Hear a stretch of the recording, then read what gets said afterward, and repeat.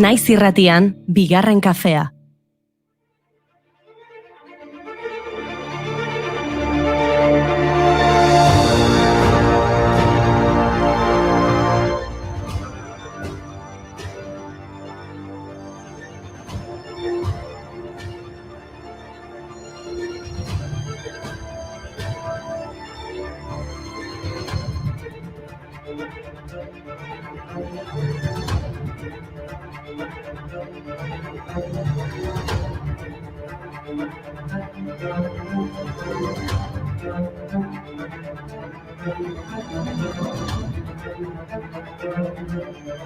Azaroko lehen asteartea, egun handia, gaurkoa estatu batuarrentzat. New York, Los Angeles, Denver, Chicago, goiz-goizetik Amerikako estatu batuetako hiri nagusietako dendetako erakusleihoak zurezko olekin estaltzen aritu dira langileak. Mendebaldeko kostatik ekialdeko kostara. Hiriak protestetarako, istilu zibiletarako eta indarkeriarako prest daude. Hauteskunden emaitza edozein izan da ere. Izan ere, adituek ohartarazten dute, Donald Trump republikarra edo Joe Biden demokrata berdin izango da. Edozeinek irabazten duela ere, istiluak egongo dira. Batez ere, gaur egun amaitzerako emaitzak ez badira argiak. Eta ziurrenik hori gertatuko da. Hauteskunde hauetan milioika pertsonak posta bidez eman dute bozka, beraz, zailago izango da gaur bertan emaitzak jakitea. Hala ere, Trump urduri dago eta emaitzak nahi ditu. Hauteskundeak azaroaren 3 amaitu behar dira, ez aste batzuk beranduago. Esan zuen ostiralean, estatuek gaur bertan bozkak zenbatu, tabulatu eta jakinarazi behar dituztela esan du presidenteak. Trumpek dion hori ordea ez da sekula gertatu. Bozka guztiak ez dira inoiz gauerdirako zenbatzen, eta legeak ezin ditu estatuak hori egitera behartu. Dena dela, gaur azaroak 3 jakingo dugu nor izango den presidente berria izan ere zenbaketa partzialetan oinarriotako irabazlea jakitea ohikoa izaten da. Gainera, 3 zorte honeko zenbakia izan daiteke Bidenentzat. Hauteskundeak beti izaten dira garai hauetan, baina gutxitan izan dira egun honetan zehazki. Gaurko egunez, 1964ko azaroaren 3an, Lyndon B. Johnson demokratak irabazi zituen hauteskundeak. Eta 1982ko azaroaren 3an, Bill Clintonek irabazi zuen, demokrata bera ere. Eta badirudi gaur ere profezia hori beteko dela, inkestak diote John Bidenek irabaziko duela. Urte asko daramatza Bidenek politikan, 1972an senatari izendatu zutenetik Obamarekin, presidente orde izan zen 2008 eta 2016 bitartean. ¿Cómo se dice? ¿Cómo se llaman? Obama, Obama. ¿Cómo se dice? ¿Cómo se llaman? Obama, Obama. ¿Cómo se dice? ¿Cómo se llaman? Obama. Alderdi demokratak ezkerrera jo du azkeneko urteetan, baina Biden erdialdean mantendu da, bere jarrera moderatuarekin. Trump aldiz urrun dago moderaziotik, komunismoaren aurkako armarritzat jo du bere burua eta arrazismoaren aurkako protesten aurrean neurri zorrotzak ezarriko dituela esan du. Neurriak noski arrazismoaren aurka egiten dutenentzat, ez arrazistentzat. Don't catch you slipping now. Don't catch you slipping now. Look what I'm whipping now. This is America. Don't catch you slipping now. Don't catch you slipping now. Look what I'm whipping now. This is America. Don't catch you slipping now. Look how I'm living now. Black Lives Matter mugimendua puri-purian dagoen honetan Afroamerikarren bozkak erabakigarriak izango dira. Esan bezala, adituek diote Bidenek irabaziko duela, baina inkestek ez dute beti asmatzen. Duela 4 urte askok esaten zuten Hillary Clintonek irabaziko zuela eta Trump izan zen garaile. Irabazten duenak herri hautsi baten agintea hartuko du bere gain. Eta ustura hoietaz hitz egiteko gonbidatu ezin hobea daukagu gaur. Dena ondo badoa, leheno ikusi duzue eta printzipioz hori izango dugu, Mikel Reparazekin hitz egiteko aukera aparta edukiko dugu gaurkoan. Handago bera, Washingtonen hauteskundeetako lehen lerroan. Las grietas de América bajo la piel de un país dividido liburua idatzi du. Estamos acabando el programa y de mi libro que está ahí sobre la mesa no se ha hablado ni se va a hablar para nada. Y por lo tanto yo estoy dispuesto a levantarme y abandonar la mesa, porque yo he venido aquí a hablar de mi libro y no a hablar de lo que opine el personal que me da. Paco Umbralen esaldi mitikoa berreskuratu dugu, baina gaur bai, Mikel Reparazekin liburuaz hitz egingo dugu, eta noski bere liburuaz gain egun berezi hau nola bizitzen ari den ere kontatuko digu. Emozio handiko eguna izango da. eskerrak Dona Epeianiz hemen izango dugun. Sentimentuak eta emozioak desberdintzen lagunduko digu.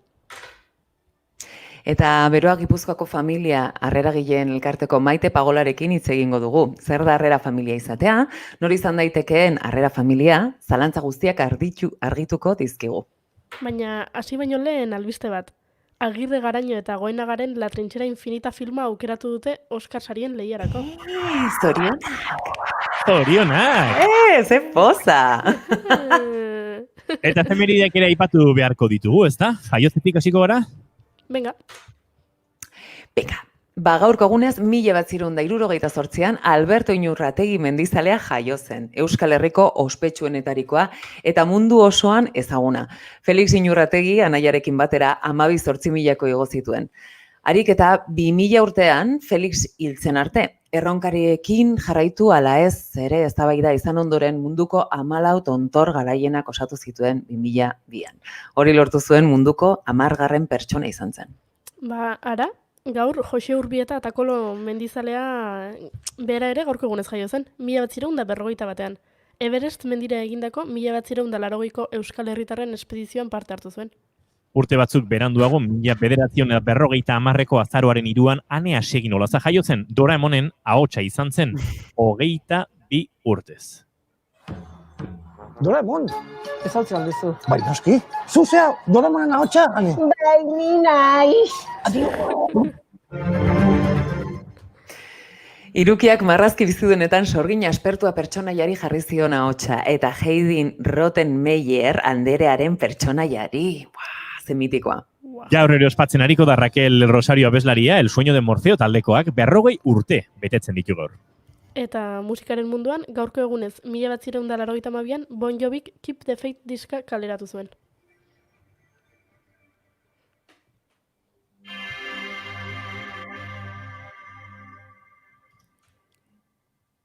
Jesus, gutxi jarri dezu, gero jarriko du Bon Jovi gehiago? Noski jarriko deula. Askotan aipatzen du Bon Jovi Mikel Reparazek bere liburuan. Gerra hotza ere aipatzen da liburuan. Eta gerra hotzean Amerikako Estatu Batuek eta Sobietar Batasunak espazioa esploratzeko norgehiagoka izan zuten. Testuinguru horretan, gaurko egunez, 1954ko azaroaren 3an, Laika txakurra bidali zuten espaziora. Lurra orbitatu zuen lehenengo izaki biziduna izan zen, baina zoritxarrez etzen itzuli. Ikusten du liburu ondo irakurri eta etorri zaretela, beraz ez dizuet gehiago itxoinaraziko, hasi egingo gara. Gaur azaroak 3 ditu eta asteartea da. Ongi etorri guztioi, bigarren kafera.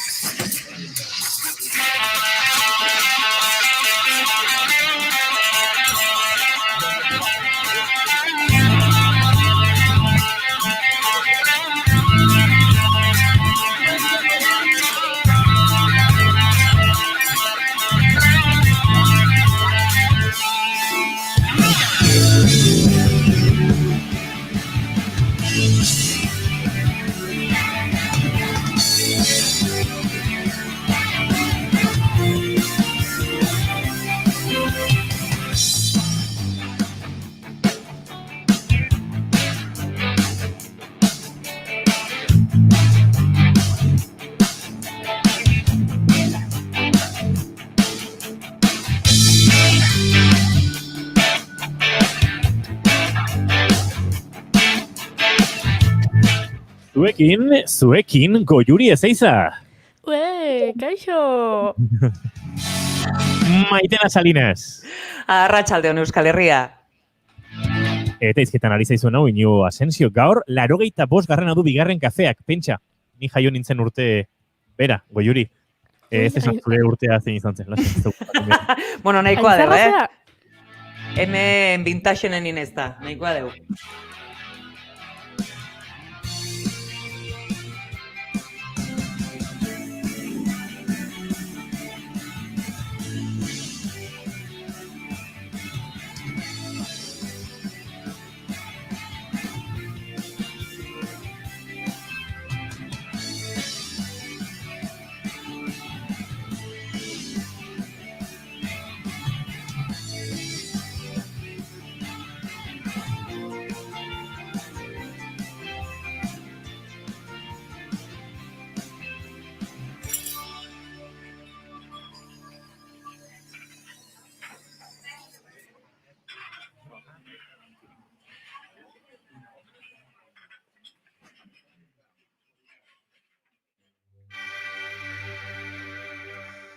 Beno, sarreran ez dugu ia entzun, ze konturatuko zen entzulea etxetik, ari garela norbera gure etxetik, eta Aitenak eta Guiurik ez dute, entzuleak irratian entzuten duten, berdin-berdina entzuten. Eta Bon Jovi hortze goen azpian, baina gertatzen dena da gu elkar komunikatzeko erraminta honek bere akatsak badituela. Eta egiten duena da, momentuan norbetik hitz egiten badu horren ahotsa lehen etxi, eta horrexegatik estali zaizue Bon Jovi. Beraz, lasai, don't worry.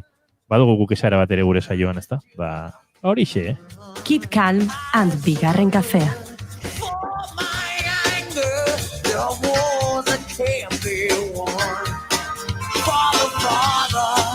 Please believe me, I am laying down my goods. I'm broken like an arrow. Forgive me, forgive me when what's done. Maite duten tartean murgilduko gara, azkar, nahi baduzu, Laizter Mikel reparaz gurean izango da, eta? Goiuri, zin da zure maite duta, venga. Vale, ni nola konfinatuta nagon rastreatzaileek beraien deian zai, maite dut zemuz nagon galdetzeko idazten eta deitzen diaten pertsona guztiak maite ditut. Ze politxe. Eta zure maite duta, Maitena? Jo, begira, gaur ez dakiz zergatik pentsatu nabil gauza pilat maite ditu dela badakizue ondo, baina gaur bereziki emozionatuta nago Mikel Reparaz gurean delako, benetan esate dizuet. Bereziki hori maite dut, gaur Mikel gurekin egongo dela, eta maite dut bere Las Grietas de América liburua, eta horren inguruan hitz egingo dugu seitun.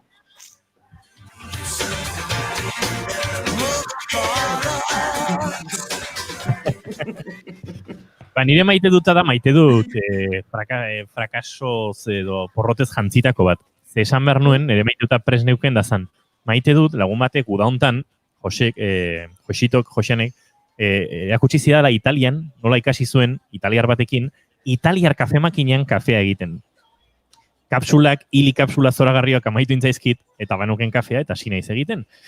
Baina, eta polita da, ze italiarrak esaten zuen behatzarekin, behat txikiarekin, atxikiarekin egiten dezula, konprimitu 2 3 aldiz, ondo bultza, eta azkenean olako tondor txiki batekin, kafea pixkat bota, eta kafetera italianak, altzairuzkoa den honek, altzairua burni, ez egiten zerrena den, itxi eta bera konprimitzen duela azkenerako kafea. Eta oso kafe hona ateratzen da, lodi xamarra eta ez da hain urtua izaten.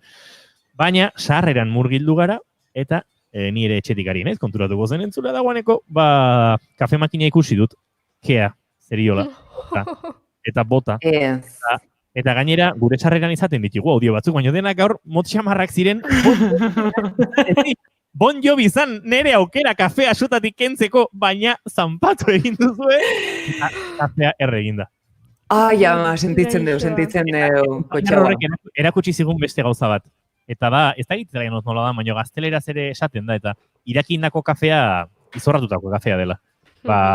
Hementxe daukat, baina fiskat erre zapore dauka. Bestela den ondo, ez pentsa.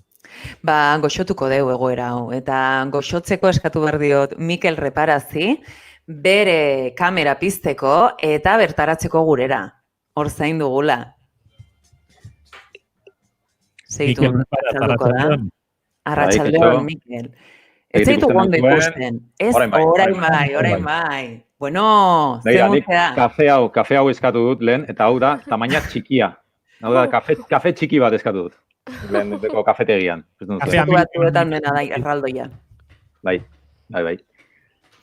Bueno, oso pozik zuekin egoteagatik, Baita gure. Eta eskerrik asko, tartetxo bat egiteagatik, Washingtonen zaudelako, hauteskundeak, estatu batuetako hauteskundeak, hauteskunden berri ematen. Eta tartetxo hau, leio txiki hau iriki diguzu, hainbeste lanpetu da zauden egun honetan, beraz, mila esker, plazerra da eta. Az gaitezen, musika bat jarriko diazu inigo. Bai, baina gogoratu esan dizudana, musika hor dago, entzuleak entzuten du, baina zuek, erramintaren bitartez izketan ari bazarete ez duzen musika entzungo. Beida, entzun.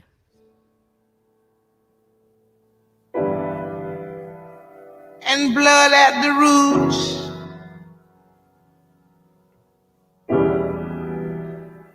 Black bodies. Nina Simone ondiaren Strange Fruit kantuarekin. Helduko digu Mikel Reparazi. Musika gazpian egongo dira, ez kezkatu maitena. Ba, askoentzat, aski ezaguna da Mikel Reparaz Extramiara kazetari naparra. Batzuk eskaldunon egunkarian, edota Diario de Noticiasen irakurriko zenuten, akaso? Agian entzun, Euskadi Irratian, Eusko Legebiltzarreko korrespontxala izan zenean. Edota telebistan ikusi duzue urteetan zehar, Ekialde Hurbileko, Pakistango, Ipar Irlandako, eta Bruselasetik berriak ematen zituela. Radio Euskadiko albisteburu ere izan zen, eta EITB-ren albistegietako nazioarteko arduraduna ere. 5 urte pasa zituen Ameriketako Estatu Batuetako berri emaile lanak egiten. Eta hortik dario Las grietas de América bajo la piel de un país dividido, plazaratu berri duen liburuan azaltzen den ezagutza eta ikerketa maila indartsua, musikaz eta bizipenez osatua dagoena. Eta Estatu Batuetako egungo egoeran atentzioa jartzen duena, historikoki lurralde honek pairatzen duen arrazakeria izpide duelarik. Black Lives Matter izebergaren punta besterik ez dela esan dezakegu. Eta hona iristeko eman diren aurrera eta atzera pausu ez hitz egiten du liburu honek. Mikel Reparaz Estatu Batuetan dago gaur, esan dugun bezala, Washingtonetik zuzenean. Zer modu zaude Mikel, eta orain bai, nola dago egoera gaur Estatu Batuetako hauteskundeak gori dauden honetan? Bueno, gaur da eguna, hauteskunde eguna hemen Estatu Batuetan, hemen ekialdeko kostaldean dagoeneko ez duela 4 ordu ireki dituzte hauteslekuak, beraz jendea ari da hurbiltzen. Inoizko, edo behintzat azken 100 urteotako parte hartzea handiena ari da izaten, dagoeneko hori esan dezakegu, parte hartzea historikoa dela, baina ni hautesleku pare baten izan izan eta ez dut bat ere hiladarik ikusi. Zergatik, pandemiagatik, jendeak aldez aurretik bozkatu duelako, ez? Hautesleku batean esaten zidaten 75% dagoeneko bozkatu duela. Bai postaz edo bai aurretiazko botoaz, ez? Eta horrek ez digu argazki hori ematen, ez? Hilada luzeak eta normalean ikusten ditugun irudi hori, argazki hori ez dugu ikusi, baina egia da hauteskunde historikoak direla. Nik esanen nuke batetik parte hartze altu horregatik, Trumpen Estatu Batuen inguruko nobaiteko plebizitoa delako hauteskunde hau, eta bestetik dagoen tentsio ikaragarriagatik. Kalean, bai Washingtonen, etxe zuria gotortu egin dute, situ egin dute erabat, gaur esaten dute protestak eta liskarrak izan litezkela, ikusi beharko dugu, eta Trump presidentea ikusi dugu, suari gasolina botaz azken momentura arte, esanez, iruzurra egon behar dela hauteskunde hauetan, zilegitasuna kenduz hauteskunde prozesuari, eta esanez indarkeria etorri daitekela kaleetara, ez? Hor badakigu, Trumpen atzean ze talde daude, Proud Boys eta bestelako talde neofasistak ere kaleetan daude, talde armatuak eta milizia armatuak baita, eta kezka handia dago. Nik gaur goizean hitz egin dudan hautesle guztiek kezka hori agertu didate. Esan didate tentsio egoera ikaragarria dela, eta ez dakitela nola amai litekeen gaurko hauteskunde eguna eta gaua. Izan ere, segurazki ez dugulako jakinen gaur gauean emaitza, ez?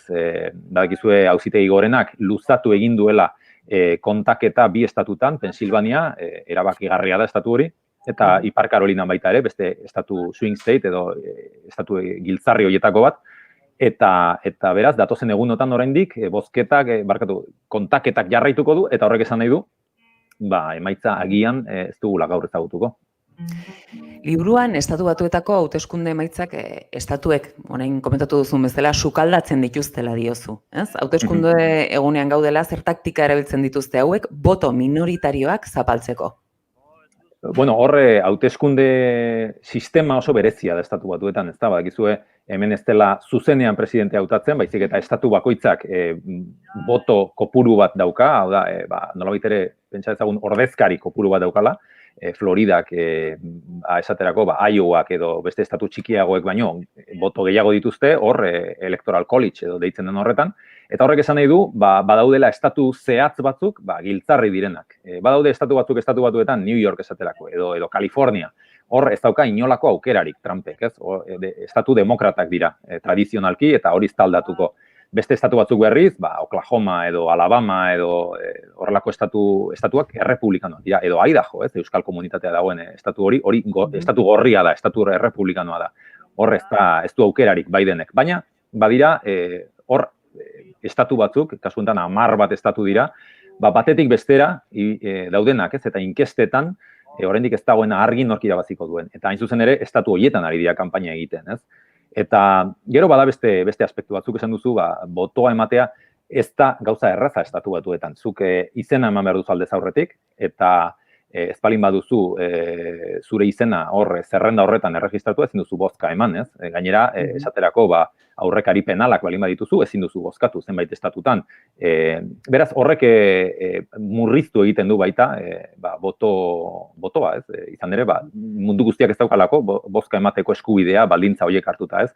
Eta hori, alderdiek tradizionalki erabili izan dute baita, nolabait ere hauteskundeetan eragine izateko, ez? Esaterako ikusi izan dugu askotan gerrymandering deitzen den praktika bat, ez? Eta hori da, zenbait auzotako hautes distritoak edo zatitzea, besteak beste agian hiri batean boto beltza nolabait ere ez dakit nola esan, zatitu eta haien indarra gutxitzeko, ez? Hori horrelako gauzak eta bakizu estatu batuetan arratzak izugarrizko garrantzia duela, horrek ahalbidetu izan du eskubide zibilak zapaltzea leku askotan, ez? Eta ez da 60. hamarkadako kontua, hori gaurkoz gertatzen ari da, ez? Hainbat estatutan. Beraz, askok diote, estatu batuak munduko lehen demokrazia modernoa direla, erreferente bat direla munduan demokrazientzako, baina egia da, sistema ez dela guztiz demokratikoa, ez? Askok esaten dute Electoral College instituzio hori bertan bera utzi beharko litzatekeela, ez delako zilegi, ez? Hori da askok diotena eta eskubide zibilen aldeko taldek diotena, esaterako 3 milioi gehiago lortu duen hautagai bat presidente ez izatea, ez? Baina estatu batuak kontutan hartu behar da 50 herrialde direla, 50 legedi ezberdin daude, eta 50 estatu horiek ikaragarrizko garrantzia eta indarra dute. Beraz, horrela ulertu behar da, ez, gaurko hauteskunde hau. Zu liburuan araknido handia terminoa erabiltzen duzu, ez? Demokrazia handi honen inguruan hitz egiteko edo, ez? Zutabe eta zutabe artean, ez? Sartzen den olako monstruoa dela diozu. Noiztik dago bizirik, zu hori oso ondo azaltzen duzu Las Gritas de América liburuan? Araknido handi hori, nik erabiltzen dudan metafora bat da, ez? Baina azkenean supremazia zuriaren boterea da, ez? Estatu batuak sortu ziren, erresuma batutik independizatu zirenean, 13 kolonia haiek independentzia lortu zutenean, sistema ekonomiko zehatz baten gainean, ez? Eraiki zuten, eta sistema ekonomikoa izan zen eskulan esklabua, ez?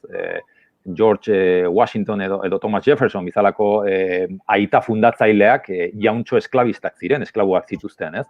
Eta sistema eraiki zuten herrialde hori, ekonomia horren gainean eraiki zuten, ez? Horrek sortu zuen hasieratik gutxiengo zapaldu bat, ez? Beltzena, kasu honetan Afrikatik ekarri zituzten esklabuak eta saldu zituzten esklabuak, hoiek populazio gutxiengo bat sortu zuten eta zapalduak egon ziren baita ere indigenak, ez? Baina hori beste kontu bat da. Kasu honetan esklabutzaren ondorietako bat izan zen, populazio hori baztertua dagoela estatu batuetan eta gaur 2 mende terdi pasa ondoren ere hala jarraitzen du neurri batean. Egia da konkista ikaragarriak izan direla, ez? Historian zehar. Gerra zibil bat izan zen herrialde honetan, gerra zibil hori batasunak, hau da, esklabutzaren aurkako herrialdeak, esan dezagune, irabazi zuen, 10 urtez berreraikuntza izeneko garaia etorri zen eta beltzek eskubideak lortu zituzten.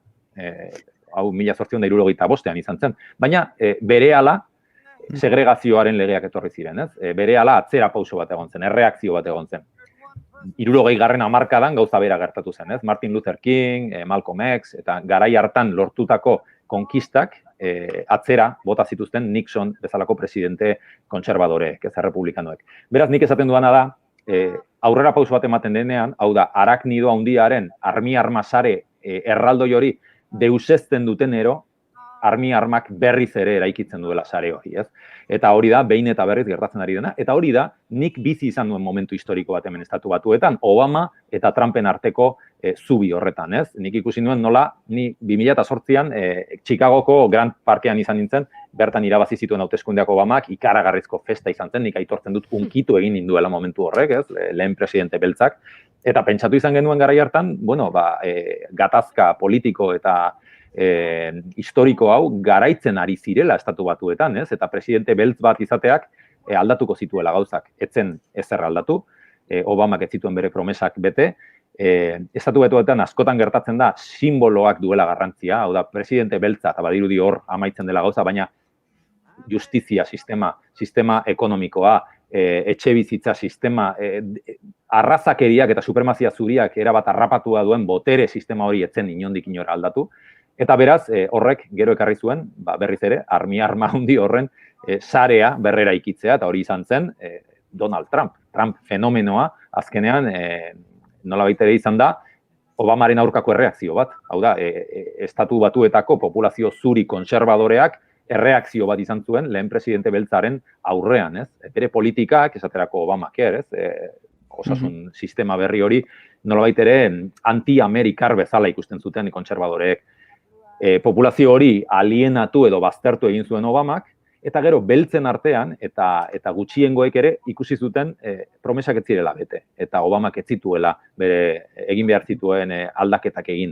Eta horrek sortu zuen Black Lives Matter mugimendua, ez? Black Lives Matter etzen sortu Trumpen aurka. Sortu zen 2014-15ean Ferguson eta Baltimoreko istiluetan, Obamaren aurka, Obamaren politiken aurka, ez? Eta liburuan, bada pertsonai bat, askok gauza bera esaten diate, baina Kwame Rose izenekoa, bera izan zen Black Lives Matterreko aktivista bat, oraindik ere hemendik oso gertu, Baltimorren bizi da, eta berak esaten zidan, Trump izan da, beltzentzat gerta lekiguken gauza oberena, izan ere, ikusten ari baikara, supremazia zuriaren aurpegia inolako maskararik gabe, ez? Eta hori askorentzat horrela da, ez? Zoritxarrez, ez? Zoritxarrez, horrek azkenean tentsioa handitu du, ikusi dugu, gertatzen ari dena estatu batuetako kaleetan, eta gaur hauteskunde egunera iritsi gara, tentsio horretan, eta ez dakigu nola amaituko den hau guztia, ez? Zu, Mikel... Maiten abarkatu, batiko dugu aukera, Mikel Reparaz gurean dugula, entzuleak baditugu horre bestaldean, norbaitek galderarik egin nahiko balio, streamingaren sistemaren bitartez egin dezake, eta baita gure WhatsApp bitartez, gogoratuz, 688 754 telefonoan, zuen WhatsAppak bidaltzeko aukera baduzuela aukera galdetzeko noski hauteskunden inguruan, baina baita Las Gaitas Amerika liburu irakurri duen euskaldun asko izango dugu entzuten gaur, eta horren inguruan zerben norbaitek galdetuko balu ere, hortxe daukazue aukera. Horren Mikel Reparaz denazutzako maitena. Ni hemen gozatzen nahi naiz. Nezako nahi dut, osoi. Baita guere. Abixatu, hola egin badazpada ere, ze bestela ni banoa galdetzea. Lehen urtean, Mikel, 250 kilometro egin zenituen Charlotte, sangoet ondo, zuko beto esango dizu, Baltimorretik Charlottesville-era, bai? Tarte hori egin zenuen, eta protesta gune, beroak, edo iskanbila handiak egon ziren tokiak, edo hiletak hilketak ere, bisitatu zenituelarik, ez? Zer sentitu duzu, zer keraman zaitu zu, kazetari bezala eta pertsona bezala bideo hori egitera, eta horrelako liburu bat plazaratzea? Bueno, nik iaz egin nuen bidai hori, 250 kilometroko bidai hori, bidai simboliko bat izan da niretzako, ez? Izan ere, liburuak baditu bi ardatz, edo bi une, ez? Bat izan zen 2015ean poliziak hildako Freddie Gray gaztearen kasua, nik oso gertutik jarraitu nuena, ondoren, badakizu izan zen, 20 urteko mutil bat poliziaren furgoi batean hil zen, etzen inoiz argitu nola hil zuten, baina lepoa hautsita agertu zen, eta horrela hil zen, eta horrek sortu zuen izugarrizko matxina da Baltimore hirian, ez? Baltimoreko istiluak gertatu ziren nik jarraitu nituen, eta bertan izan nintzen.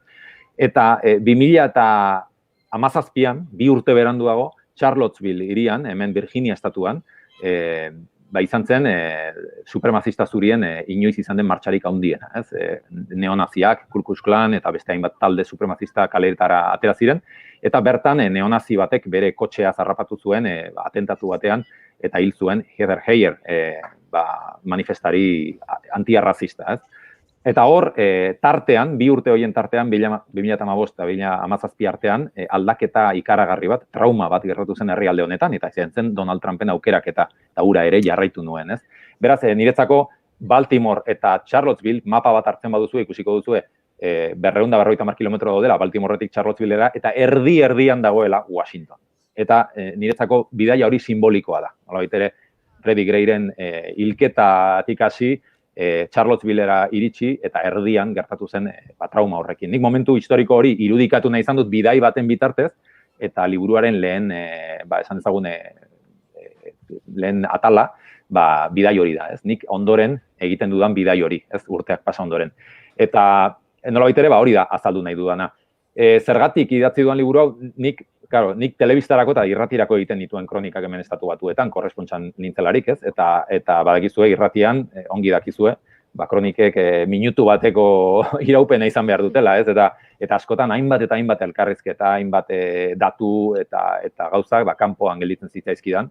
Eta nolabait ere hori nahi izan nuen, beste era batean kontatu, ez? Momentu historiko hori, nola, niretzako nik privilegio bat izan dut, ez? Nire lanbidea da hau, baina bizi izan dut momentu historiko bat Estatu Batuetan, gainera oso gertutik bidaia asko egin ditut Estatu Batuetan zehar, 50 estatutan ibili naiz batetik bestera, niretzako benetan hori, nik hori egiteagatik soldata bat kobratzea bakarrik privilegio bada niretzako, ez? Nik askotan esan dut hori, nik hori onartzen dut. Eta niretzako aukera horrek eman zidan nolabait ere ikuspegi zabal bat herrialde honena. Eta nolabait ere aportatu nahi izan duen hori, ez? Nik batetik badut konpromiso bat egiarekin eta kazetaritzarekin, nik kazetari naizelako, eta bestetik sentitu nuen arrazakeriaren aurkako aportazio bat egin nezakeela Estatu Batuetako eta Trumpen nolabait ere fenomeno hau azalduz, ez?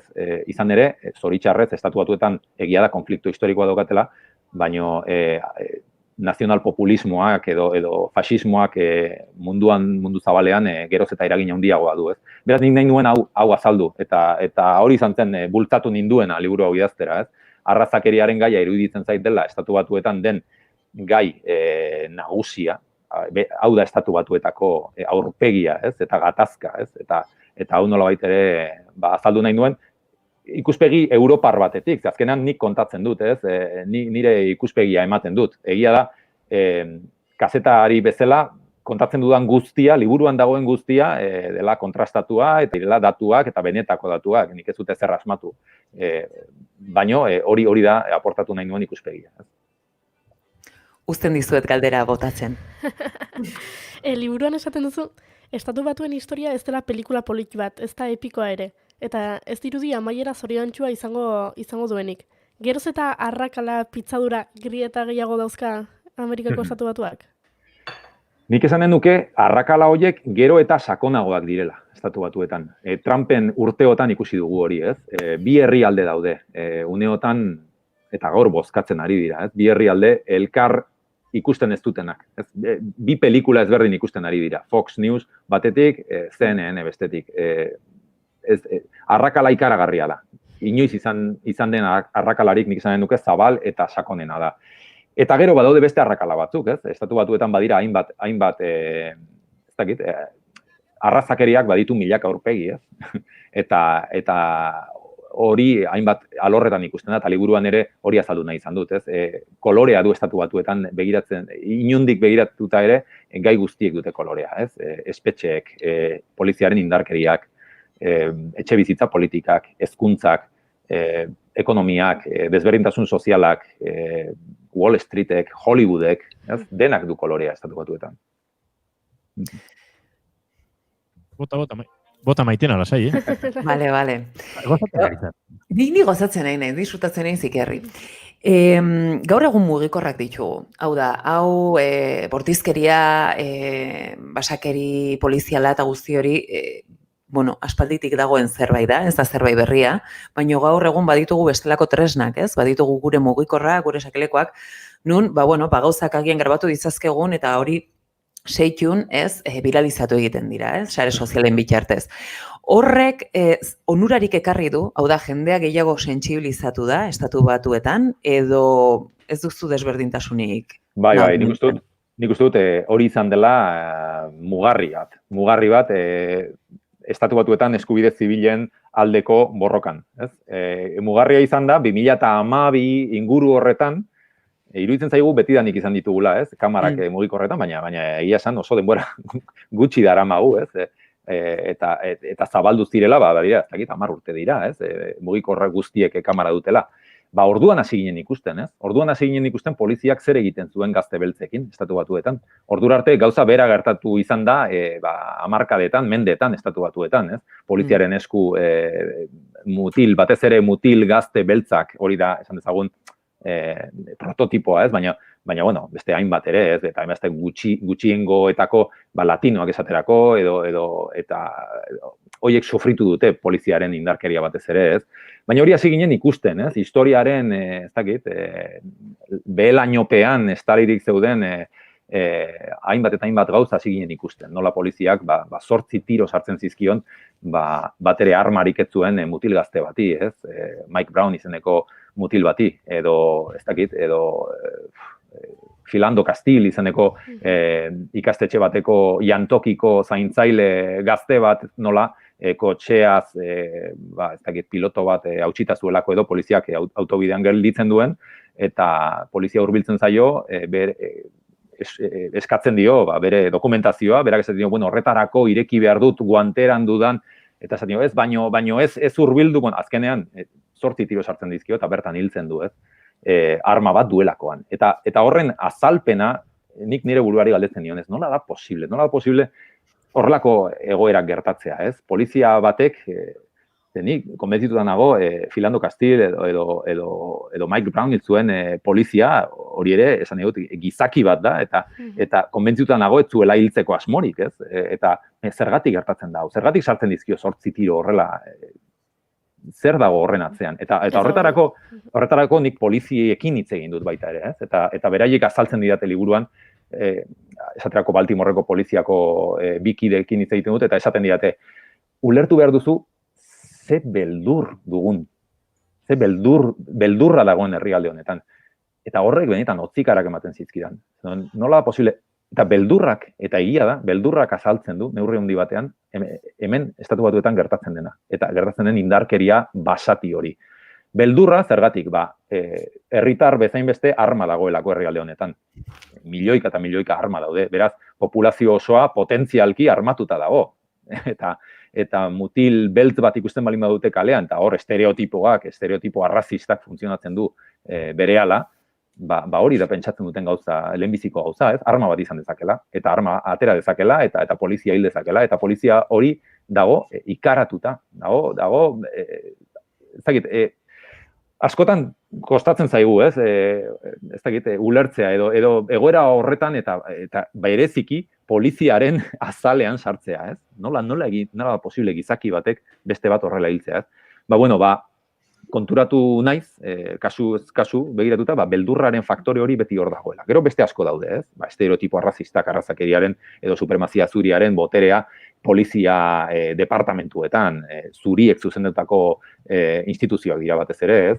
Eta horre guztiak nola funtzionatzen duen, eta estereotipoek eta arrazakeriak. Baina beldurrarena niretzako da, gai nagusietako bat, herrialde honetan. Oso herrialde beldurtia da.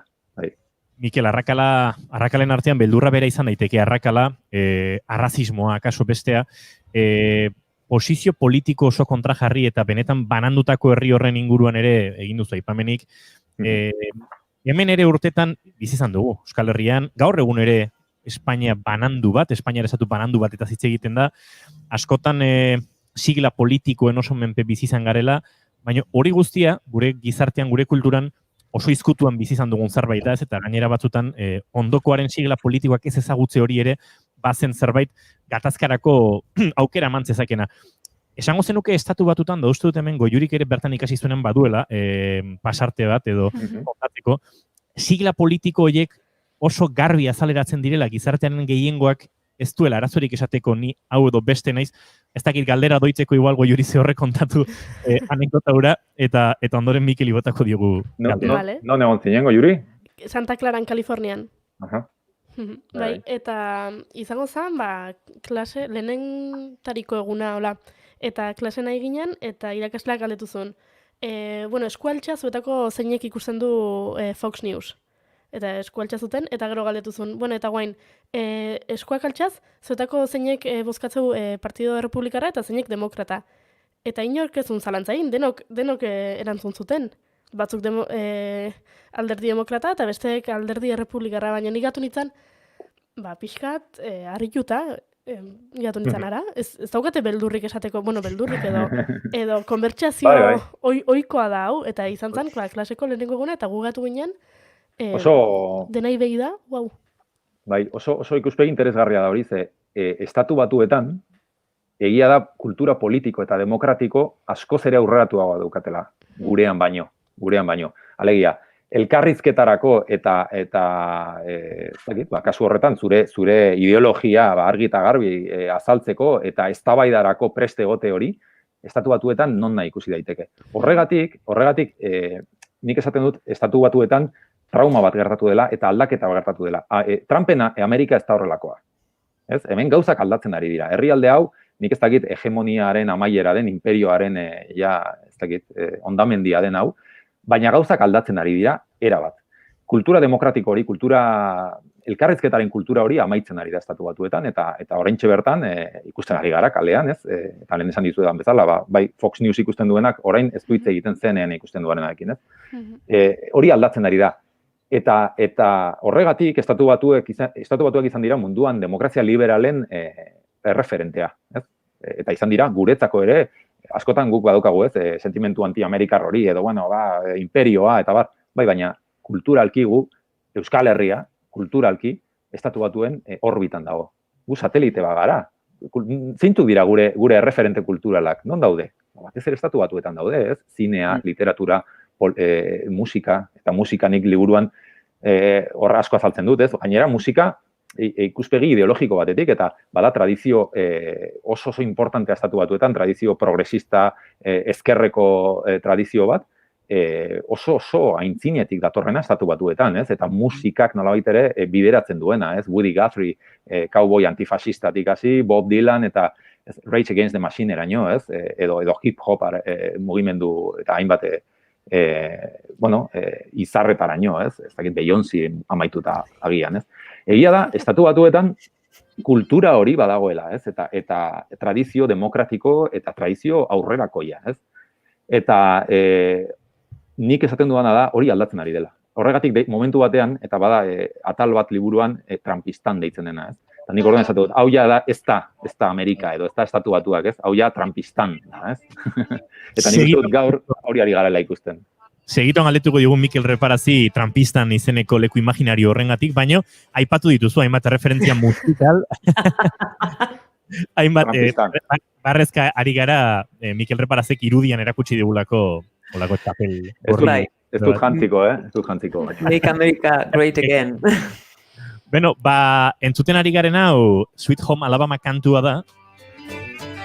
Baina horretik entzuten guztiak, hori da, Mikel Reparazek oraintxe aipatu dituen hainbat erreferentzia musikal ere izan dira, eta hori denak liburuarekin lotura dutenak dira, eta Goiurik osatu du playlist bat BK, Las Gritas Amerika izena du, publiko egingo dugu, eta mendik aurrera liburua irakurtzeko musikaren laguntza nahi duenak, edota liburuaren erreferentzia musikal horien playlista gozatu nahi duenak, Spotifyen dauka, ez Goiuri, oraindik ez dugu publiko egin uste dut, edo bai? Ez. Saio amaitzean egingo dugu publiko. Bai. Beraz, nahi behituzu gehiago sartu, abesti gehiago, Mikel, zu sartu. Zurea data. Aipatu du Mikelek Beyoncé, eta uste dut Goiuri ez eiza pixkat zeaetin dala, animatu indala. Ez dakizu Mikel Reparaz Goiuri ez eiza Beyoncé euskalduna dala. Bai. Bai? Bai. Bera izpa bikitxuria. Komentatzen ari zinenakin, liburun baita komentatzen duzu, duela 4 urte Hillary Clintonek hauteskunde galdu zitunen, umeek eskoletan negarra egin zutela, eta ez zutela ulertzen nola zen posible gizon maltzurrak, ogroak irabaztea, maitagarriaren aurka, Hori ere izango da kultura horregatik, ez da? Txikitatik hitz egite zaielako umeei politikari buruz edo gertatzen ari denari buruz. Bai. Horrek adierazten du, ez? Politika estatu batuetan zein eral naturalean sartzen den etxeetan, ez? Ez dago, baina hau joan den mendeko kontua da.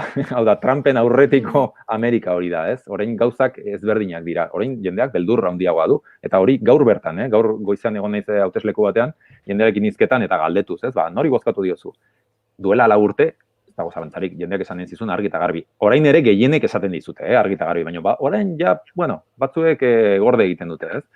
Gauza hori aldatzen ari da, eta umeena, bai, egia da, trauma bat izan zela, ez? Neurri handi batean. Nik New Yorken bizi nuen, New York ere oso leku, badakizue, aurrerakoia da, eta hor Trumpek ez du jarraitzailea handirik, ez? Staten Island kenduta agian edo. Baino, bueno, egia da, nik nire semen eskolan ikusi nuen hori, ez?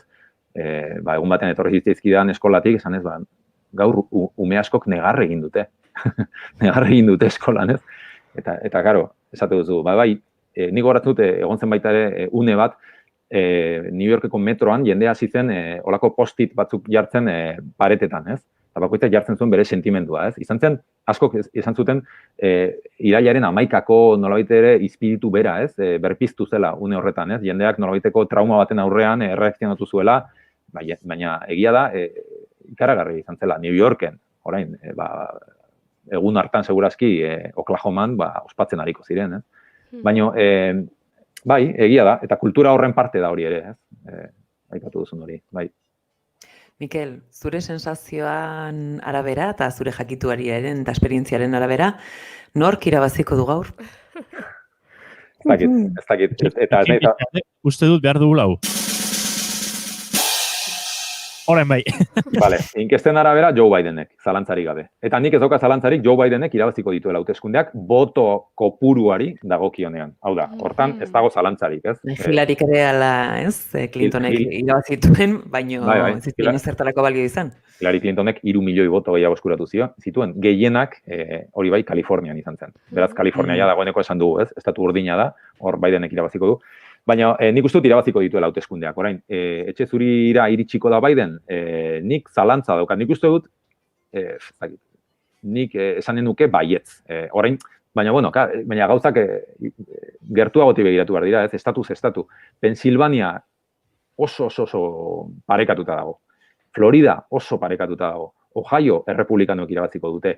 Baina, badaude beste batzuk, esaterako Texas orain arte izan da, beti estatu errepublikanoa, duela 4 hamarkadatik, ez? Eta inkesta batzuek garaipen ematen diote Bideni, hori historikoa litzateke. Texasen irabaztea, ez? Baina hori gertaliteke. Arizonan segurazki demokratik irabaziko dute, Ipar Karolinan baita. Beraz, ikusi behar da, ez? Zenbat boto eskuratzen dituen. 270 boto behar dituzte, edo electoral college horretan, eskuratzeko presidentetza. Iritsiko da Trump horretara, nik zalantzak ditut. Baina gertaliteke, oraintxe bertan aukera guztiak irekita daude. Melania gaixoa zai dago. Aurpegia ikuste joz, bueno, ya está. Galtzeko gizon honek eta dibortziatuko gara. Ja, favorez arren, ez? Askan ezazue, mendik. Amaitu da bila amezkaiztoa, ez? Apostuetan zenbat ordaintzen da Trumpen porrota eta Melaniaren dibortzioa? Ez dut begiratu, ez dakit, baina ikusi beharko litzateke, batzutan bai, pena ematen dira emakume horrek, bai. Nahi. Neil Jaunen Southerman honekin amaituko dugu eta agurtuko dugu Mikel Reparaz. Berriz ere esango dugu, playlista Las Gritas de América, Mikel Reparazen liburuan erreferentzia musikal ugari daude, horiek bildu ditugu Jurik, eta baetan bat falta balimazei ere, bai izatuko dugu Mikel Reparazekin, ez gaur lan asko daukala, baina hurrengo egunen. Eta gertatuko ditugu, eta zuek ere entzun gai izango dituzue, Neil Jaunen Southerman hau bezalako, eta beste hainbate kantu. Mikel Reparaz, mila esker, eta animo, egun potoloa duzu aurretik, eta jarraitu dugu. Horrentxe trena hartzera noa, dela horrera noa, Bidenekin pasako dute hauteskunde gaua, eta kontatuko dizuetan dik gertatzen dena. Oso interesgarri dago, norbaitek gau pasa egin nahi baldin badu gaur, badaki, gaur da eguna proposa. Palomitak badot, ibetzatzen, igual egin marko du. Bueno, gau pasa egin ez baduzue, goizeko, hori bai, jaiki goizeko bostetan edo, ze ordu horretan ja, jakinen dugu segurazkin norki da ziduen. Hori igual egiten dut nik. Edo ez, ez dakit. Ez dakit, horrein ikusi Mila beharko da. esker, Mikel. Zuei eskerrik asko. Izan ondo, aio. Arte. Aio.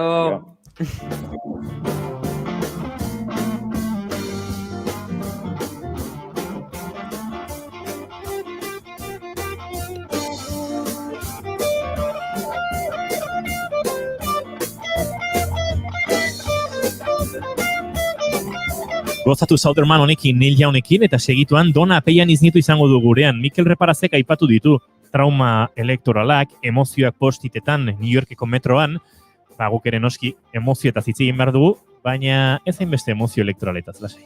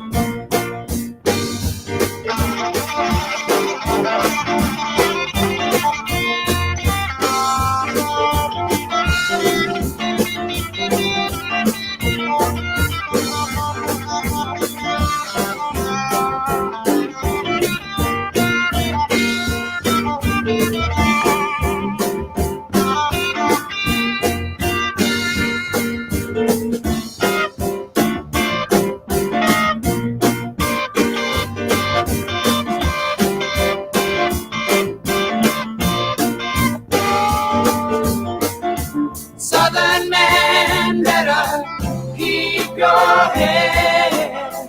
Don't forget what your good book says.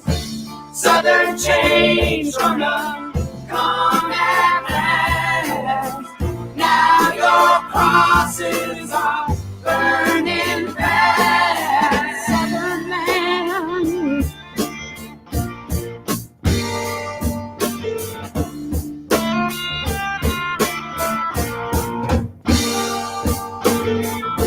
Lily Bell, your hair is golden brown. I've seen your black man coming round. Swear by God I'm gonna cut him down. I heard screaming and cold winds cracking. How long, how long?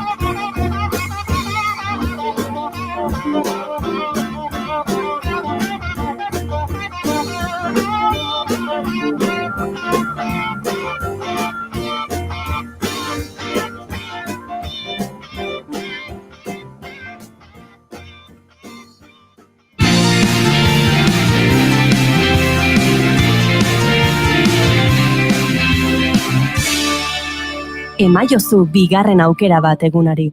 Naiz irratian, bigarren kafea. Toi coucou, je t'aime, je t'aime, je t'aime, je t'aime, toi coucou, toi coucou. Je te dis, toi coucou, toi coucou, je t'aime, je te dis, toi coucou, toi coucou. Tu te dis, je te dis, toi coucou, toi coucou, je te dis, toi, tu dis, toi coucou, tu te dis, je te dis, toi, tu dis, toi coucou, je te dis, toi, tu dis, toi coucou, tu te dis, je te dis, toi, tu dis, toi coucou, je te.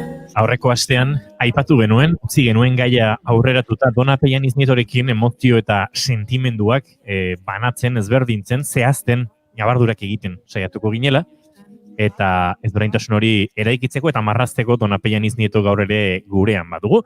Beraz, ongi etorri, arratsalde on, Dona? Arratsalde on, mi esker. Kaixo. Kaixo. Gure sare sozialetan ere galdetu dugu, eta norbaitek ikusiko zuen Instagrameko galdera hori. Zein hitz erabiltzen ditugu gure barruko sentimentuak aipatzeko edo zein hitz erabiltzen dugu sentimentu horietaz hitz egiteko. Akaso hortik has gaitezke, Dona? A ber, herriak zesaten duen. Bai, ez bakarrik estatu batuetan, hemen ere. Bueno, bani izango naiz orduan, herriaren ahotsa. Venga, herria. Bilontzi, herria, hitz egin. Eman. Vale, orduan. Zein hitz erabiltzen dituzu zure barruko sentimentu eta hitz egiteko? Eta asko gustatu zait erantzun bat izan dela, depende sentimendua sortzen duen emozioa zer zentzumenetik jasotzen dudan. Toma ya. Ara! Bum! Jo, Ze esaten dugu guain. Dena esan dago, eskerrik asko. Entzule, adi, erantzun hau da. Goiuri bota? Ez, galdera berriro, alegia, gure galderari erantzun duena. Vale. Ai. Depende, sentimendua sortzen duen emozioa zer zentzumenetik jasotzen dudan. Ondo, osnartzeko denbora mandiugu dona. Interesgarria. Zentzumenaren arabera Dona, sentimenduak modu batera edo beste batera kudeatu... Ba hori hain nintzen betxatzen. Batzuk akaso arrurago, tripara zuzenean, beste batzuk razionalago. Nik azalduko dizuet, nik nola ikusten dudan eta nola lantzen dudan gaia, eta bazuek esaten dezuen. Vale. Aldaketa dagoen edo ez ikusten dezuen. Horrela uzten dugu. Vale. Ondo iruditzen zait? Vale, ez dakitaren entzun gehiago dauden, edo bai. jendeak... Beste bat baita asko gustatu zait. A ber, zein hitz erabiltzen dituzu zure barruko sentimentoz ez hitz egiteko? Gosea. Hau da, nire aizpak esan lezaken erantzuna. Ez dut esango zeinek esan duen, baina... Sukaldaria da... Da! Bestuko kasualidade batez. Ez. Baina instrumentu bat jotzen du. Abandonatuta. Vale. Baina,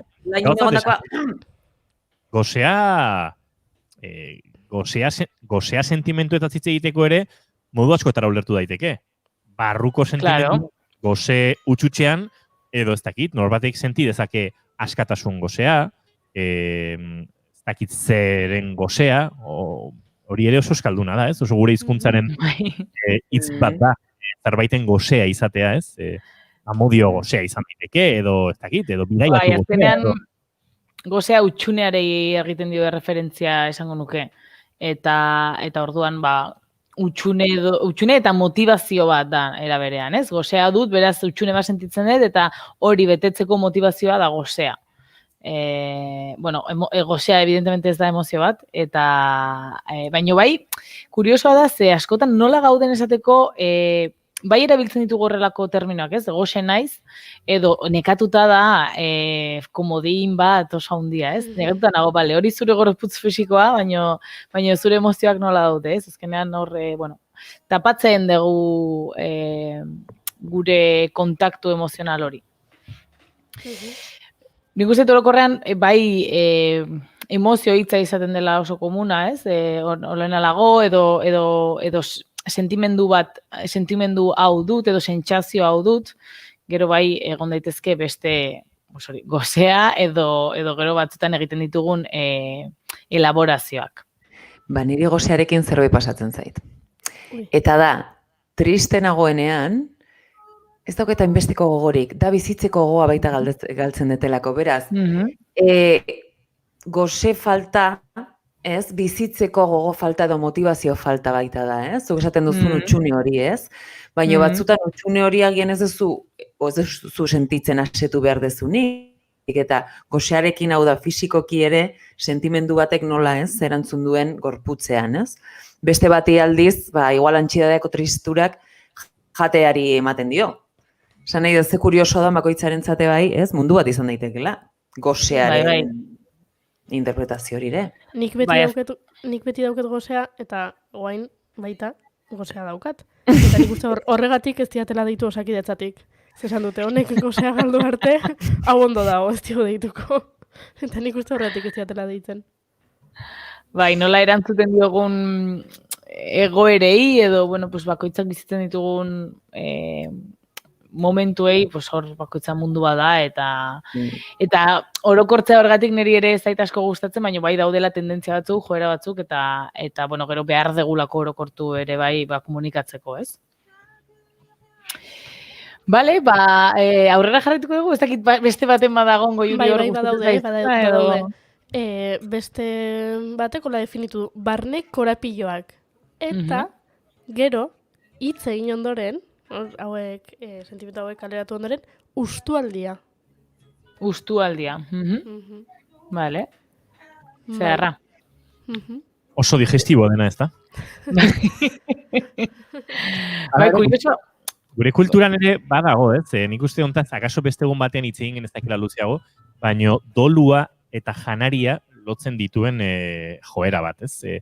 Eta esango nuke, hemen bilen bila ez dakite esaerarik ote dugun horren inguruan, baina bai ez dakite hori dolua igarotzeko familia elkartu, etxeko janak eta etxekoak bildu janaren inguruan dolu hori igarotzeko, hori bai dela gure kulturaren zerbait. Egia da, janaren inguruan gauza asko egiten ditugula gure kulturan, ez? Baina uste dut hori ere badagoela hor, ez? Bai, eske Euskal Herrian, bai, mai baten inguruan, nik uste dena egiten dugula, edo nahi degunean zerbait garrantzitsua egin, lehenengo jartzen dugu maia, jartzen dugu janaria, jartzen dugu edaria, eta hor prestatzen dugu ambiente hori, ez? Bai, justo doluaren inguruan, pues badago familia eta inguruak juntatzeko joera, pues hori antzinatik datorrena, galtzen ari dena, ritual hori, eta oso importantea dena, gainera, egitea eta egotea eta galtzen ari dena, eta hor, leheno pasatzen zituzten egunak, ez, orduan, pues, janaria egoten zan, edateko zerbait, eta bueno, zegertatzen da, pues, gaur egun sofistikatu egiten dela hori guztia. Baratxuria, zazpi gaitzen kontrako janaria. Toma hor, atxotitza. Bueno, ja hortik beste toki batea goatzen. Ez ezagun dona nastu, nahiko zaila jartzen ari diogu gaur. Barkatu dona. Eta gero galdetu genuen, inkesta, ea emozioak eta sentimentuak desberdintzen jakingo genukeen. Eta oso parekatuta egon da, Hori ez nuen espero, Espero zenuen, Vale. Jendeak, a ber, gehiagoak... Espero nuen ez ez. Baiek irabatzen du. Baino oso desberdintasun gutxi, Estatu batuetan bezala gaude. Justu, gorri edo urdin. Ja, esango nuke ez, batez ere nire inguruan bizitzen dudanagatik. Eta bai formakuntzetan, eta bai bide laguntzan, askotan ateratzen den gaia da. Eta dona gauza bat, eske, irakurtzen dut emozioa, irakurtzen dut sentimendua, ez dakit zer esan, ez dakit zer dan zer, eta askotan eztabaidara eramaten gaituen gaia da. Horregatik, pentsatzen nuen, ez dakit ezberdintzen hau, oso nahaztuta dauden bi termino dira. Posten naiz. Benetan, jo, Ziur ez pentsatzen dugu dakiguna baino gehiago dakigula. Hori ere konfiatu da eta bai eman dio baino nik uste ez. Bueno, a ber, zer gertatzen da. A ber, gaur botatzen dugunarekin, bueno, pues jendea esaten duen, ostras, pues hori izan, edo etzan, edo, bueno, pues a ber. Bai, ez dakit zuek beste hitzen bat erabiltzen dezuen, edo ez, edo pixkat tonalidade honetan zoazen. Emozioak, sentimenduetaz eta hitz egiteko, edo... Bai, barruko sentimenei hitz egiteko, ze hitz erabiltzen dezuen. Ni asko jaio, ez zait jaiotzen zait. Hori motivazioari... Ez dena, jaiotzen zait, ideia bat izan daiteke, gogo bat, zerbait jaio, eta oso gorputzetik esaten dut gainea. Bai, Naiz eta emozionala Hola izan, zeunden, nik ez? ikusten no, jaio. Daia, paso estiratu itxen dut hori esateten bakoitzak. Baina, bai, atatzen zait oso barrenetik bezala. Oso organikotzat dauket hori. Vale. Nik erabiltzen dut bastante dona mugituta nago. No. Bai, hori, eske, ni hasi nintzanean eskola aktibo batean lanean, orain dela, dakizan bat urte, ja, uste bost, asko erabiltzen zen, nik ez nuen erabiltzen, eta izan zen koletila bat oso handia. Eta nik uste,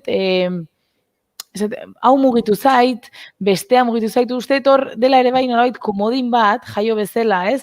Ez gara bustitzen, esaten zerbait zehatza, emozio zehatz bat, baina nolabait asko esaten ari gara.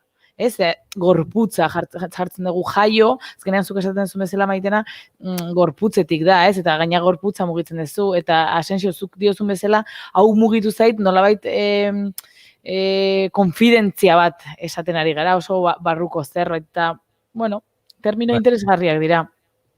Bai, edo askotan ez, bilaketa horretan, ez dakizu ondo zure emozioa, ez dakit hori dan, itzik egokien, zure emozioa kokatzen edo definitzen, badakizu hor barruan, ez dakit nik beti oso tripa jartzen dut emozioen lapiko, hor barruan zerbait badagoela, astinduta, ez? Zerbait bere tokitik edo bere egonkortasunetik aldatu dela, ez?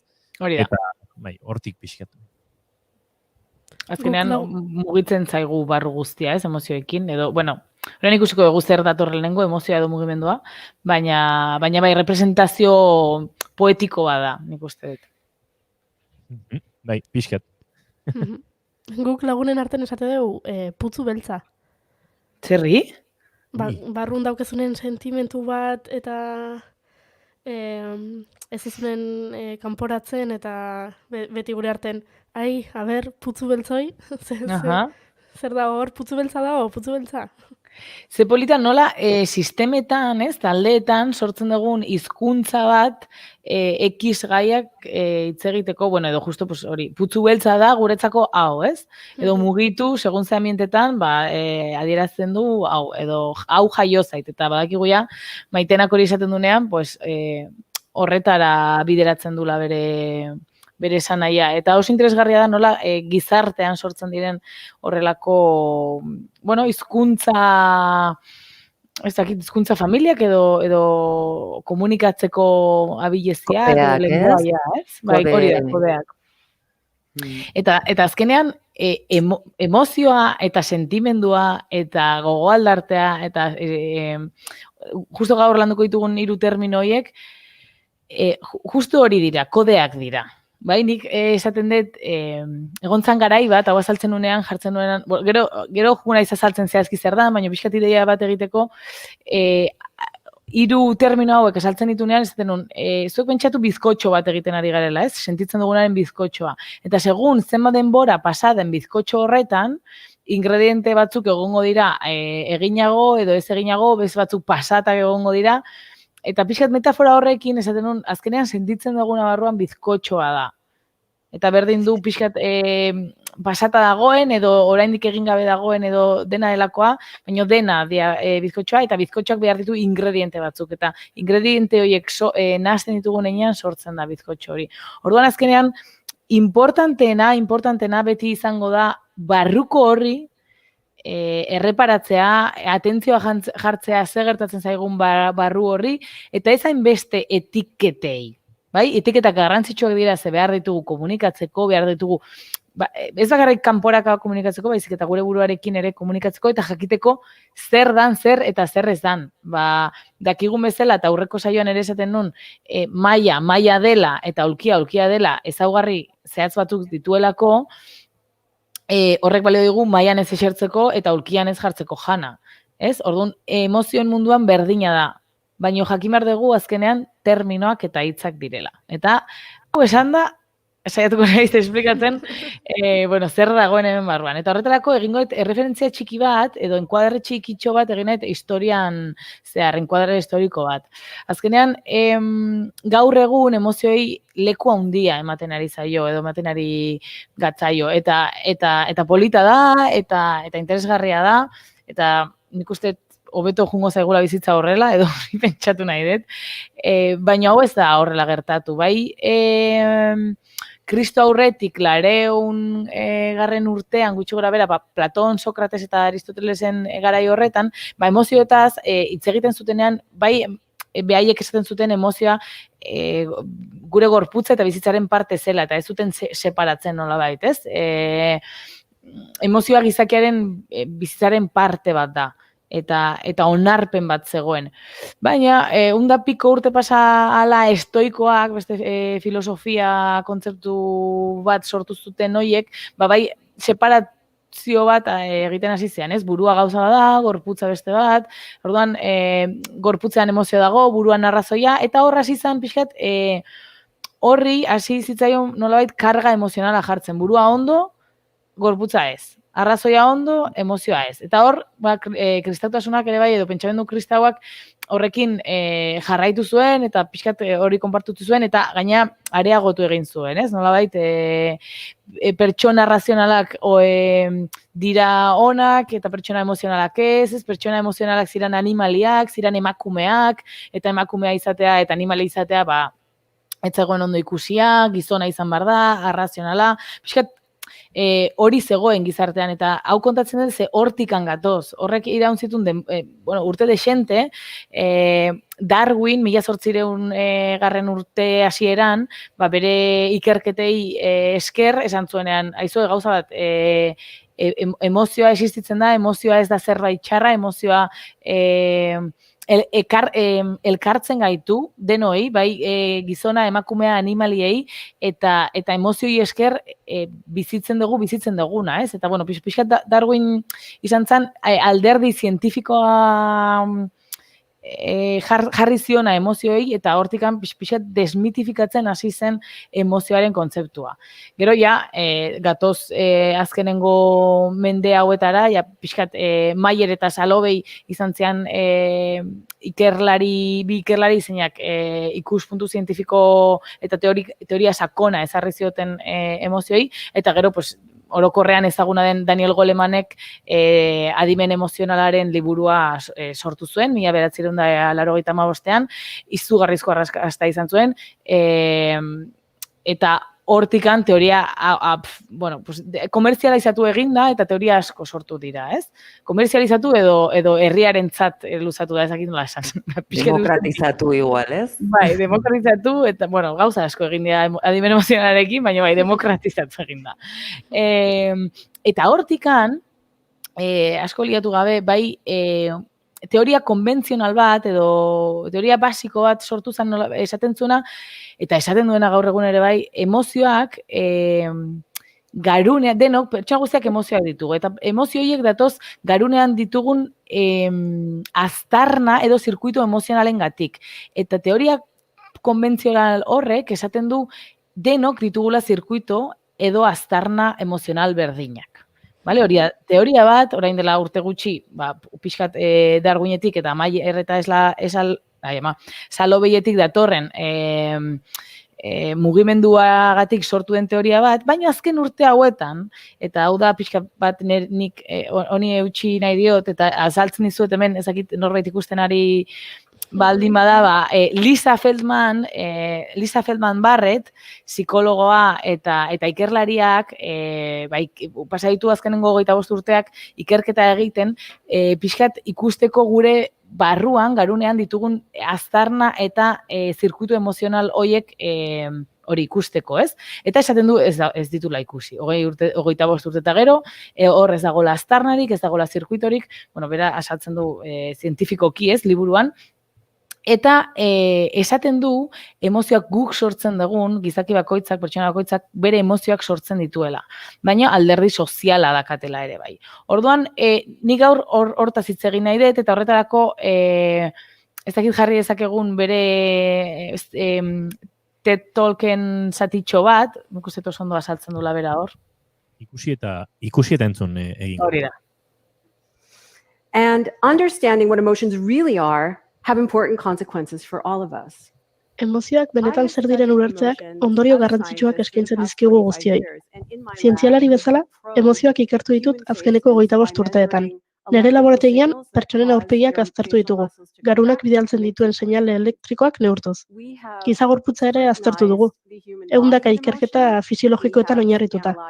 100 burmuin begiratu ditugu, eta azkeneko 20 urteetan argitaratu diren eta emozioarekin erlazio duten garun irudi guztiak ikuskatu ditugu. That has been published in the past 20 years.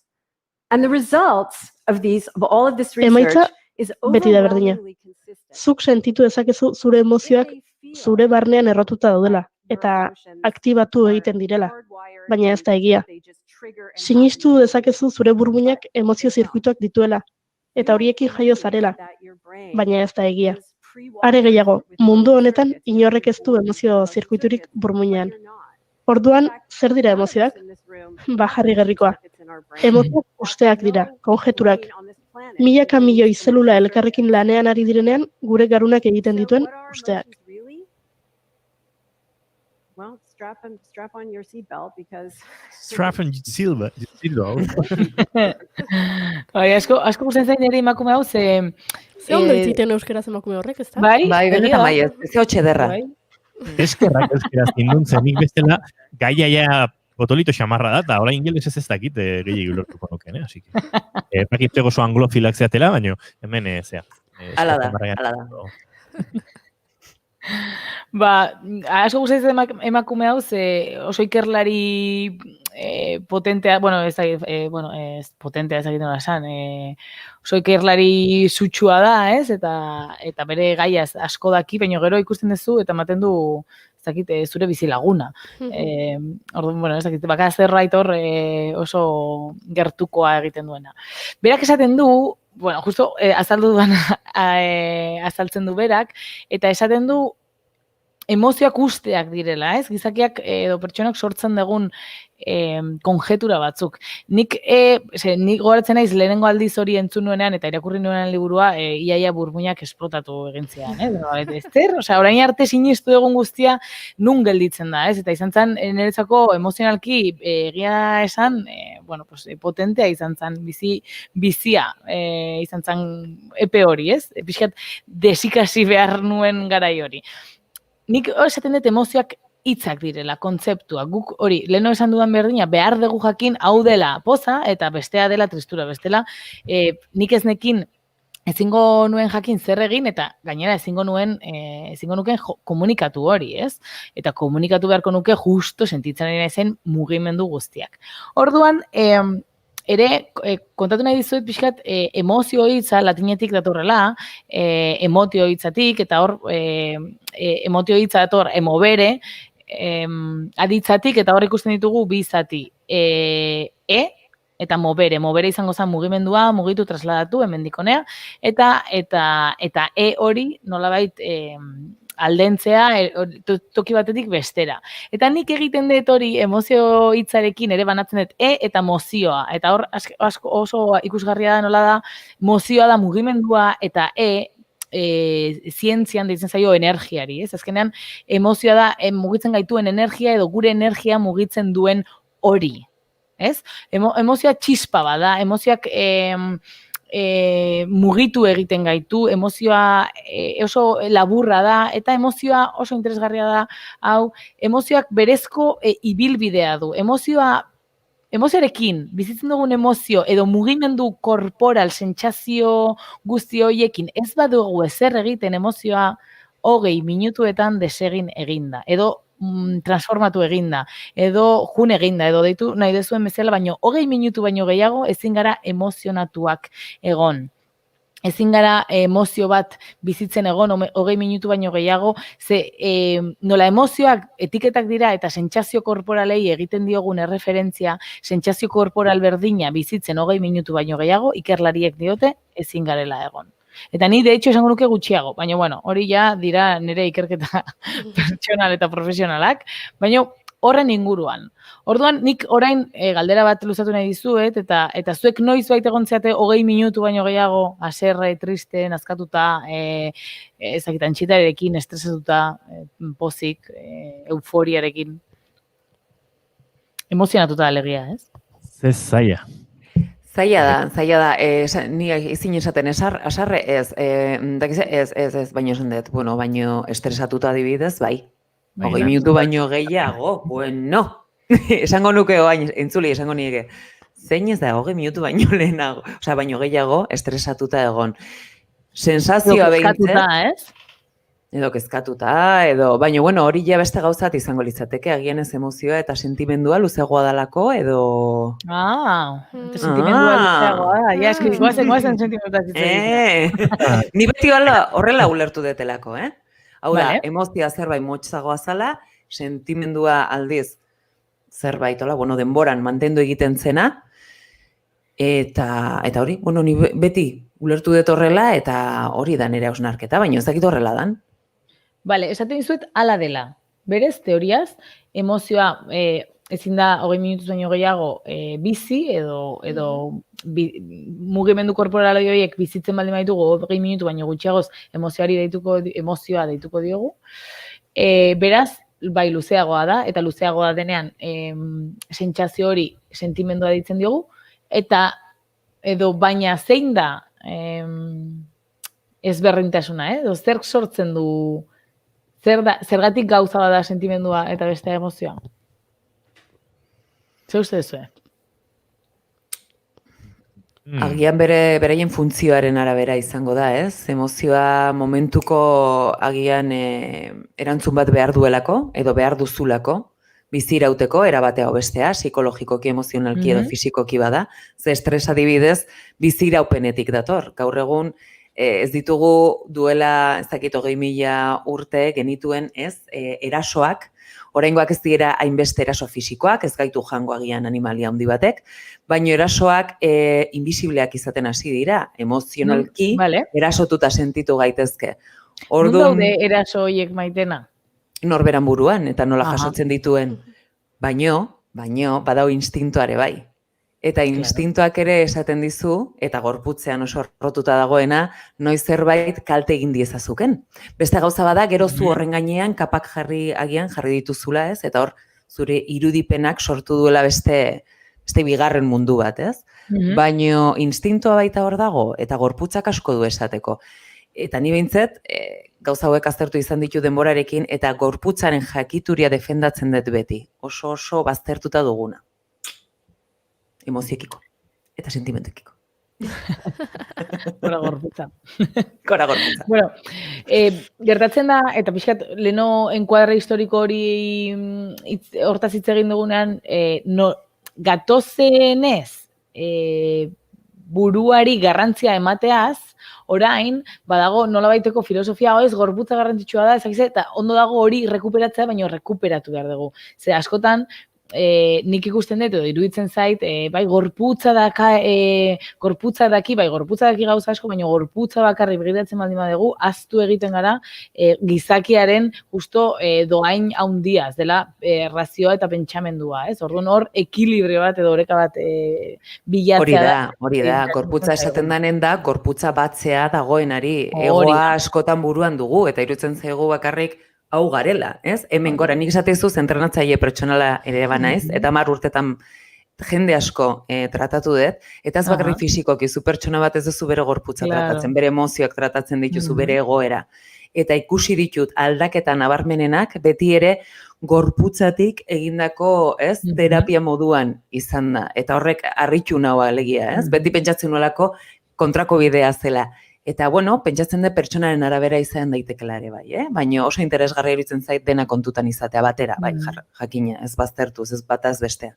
Nola ez da estresatuta egongo Maitena Salinas, milaka gauza itxo baitu. Oiegia da. Ja. Gero estresako minutu baino gehiago iruditu izu, claro. Ez baino kuriosidade gehiagi dauketela, Nit esango zizuen, zu ikusteaz edo entzuteaz bakarrian nekatu egiten naiz. Hoi esan dizu inoiz? Zein esan diazu, nahi galdetu diazu? Aber, inoiz esan dizuen horrela. Zu ikusteaz, zu entzuteaz. Zuri bai, ala? Zuri bai. Baina pentsat, Banekien. maiten aia boltago zioten noiz bait. Twins.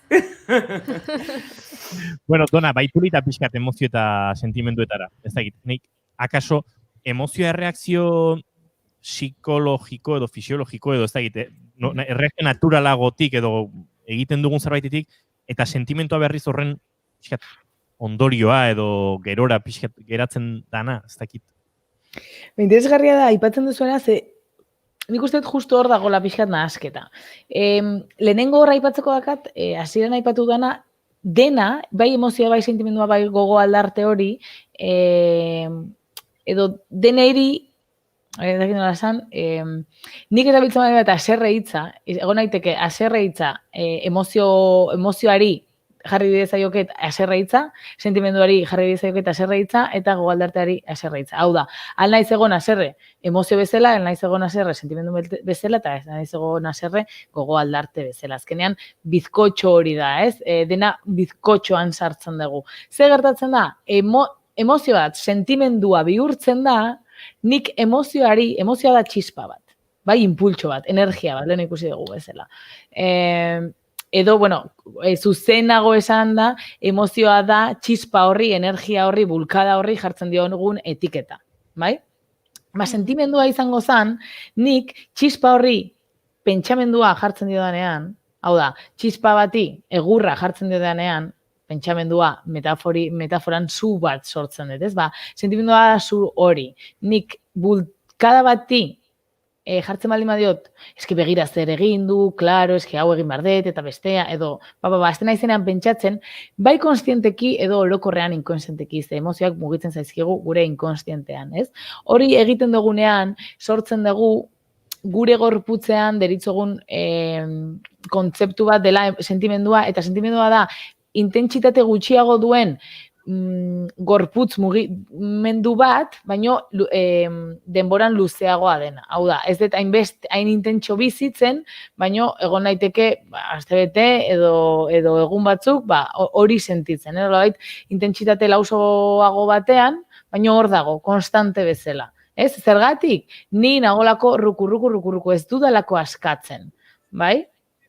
Eta hau den momentuan, nun askatzen dudanean, ez dut hainbeste konektatzen horrekin, baina berriz ere gogoratzen dudanean, ai ama, eske ez dakit bikoteak utzi nago, ez zetirzen nago, trestura esaten du, hola, kaixo hemen nago, bueltatu nahi.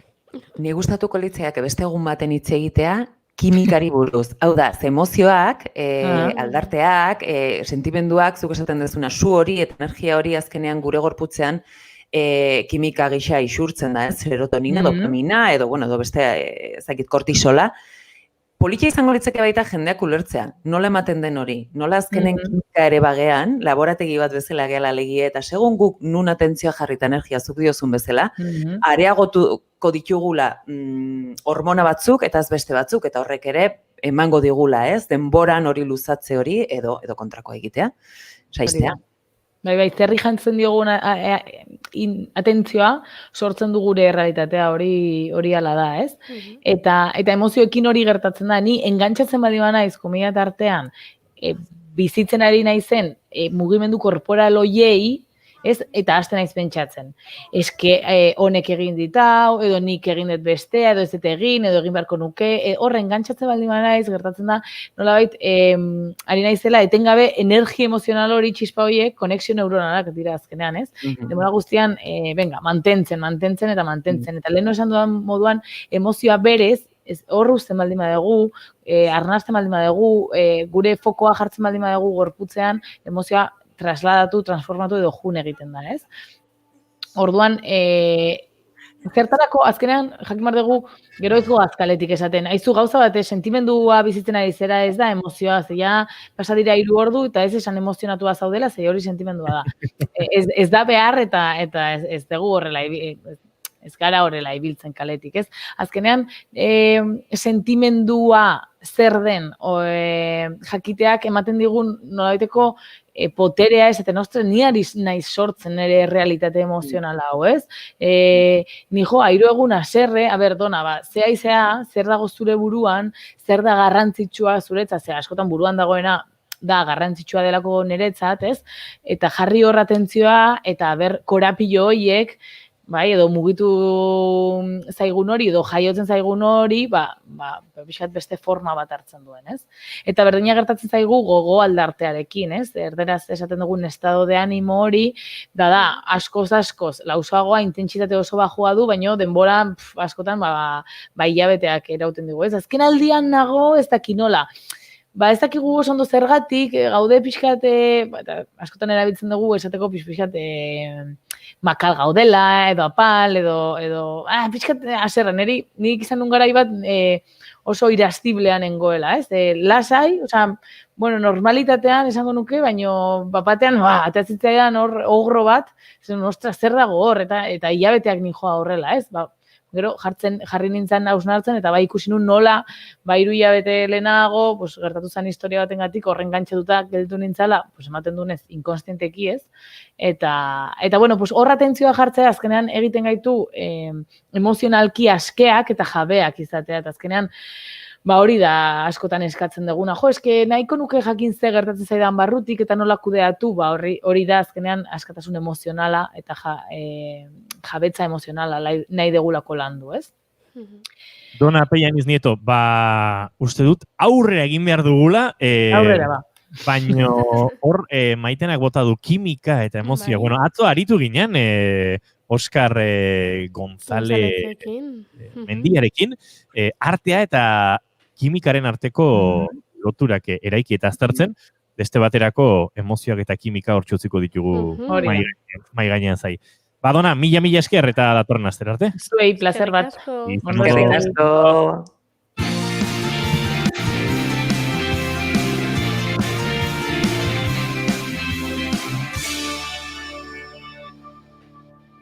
Bigarrenak ez direlako beti okerragoak, bigarren kafea.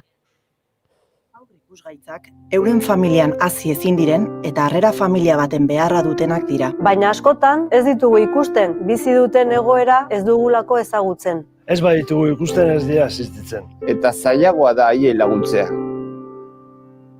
Horregatik haur ikusgaitzei aurpegi eta begiak jartzea erabaki dugu. Hala, gainerakoak bezalako txea direla ikusiko dugu.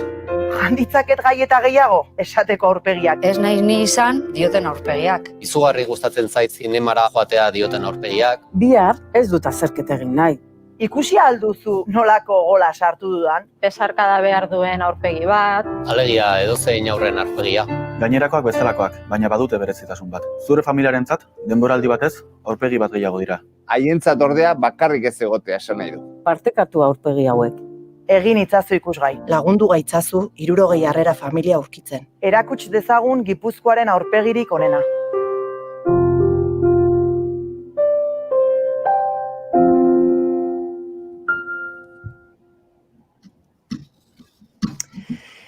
Ikusgaitzak kanpaina. Ikusgaitzak kanpaina plazaratzea du harrera familiak osatzen duten Gipuzkoako Beroa elkarteak, Gipuzkoako Foru Aldundiaren babesarekin. Harrera egin nahi duten pertsonak eta familiak behar dira, 60 hain zuzenera. Eta hori ozen esanez, eskaera eta aldarrikapena izatea lortu nahi dute. Gure inguruan aurretan nerabe batzuk ez daude haurtzaro edo nerabezaro normal batez gozatzen. Uste baino gehiago. Maitena barkatuko didaztu, baina nahi duzunean goitik. Orain, ni emozionatuta neon da jasita neon dena kontatzen.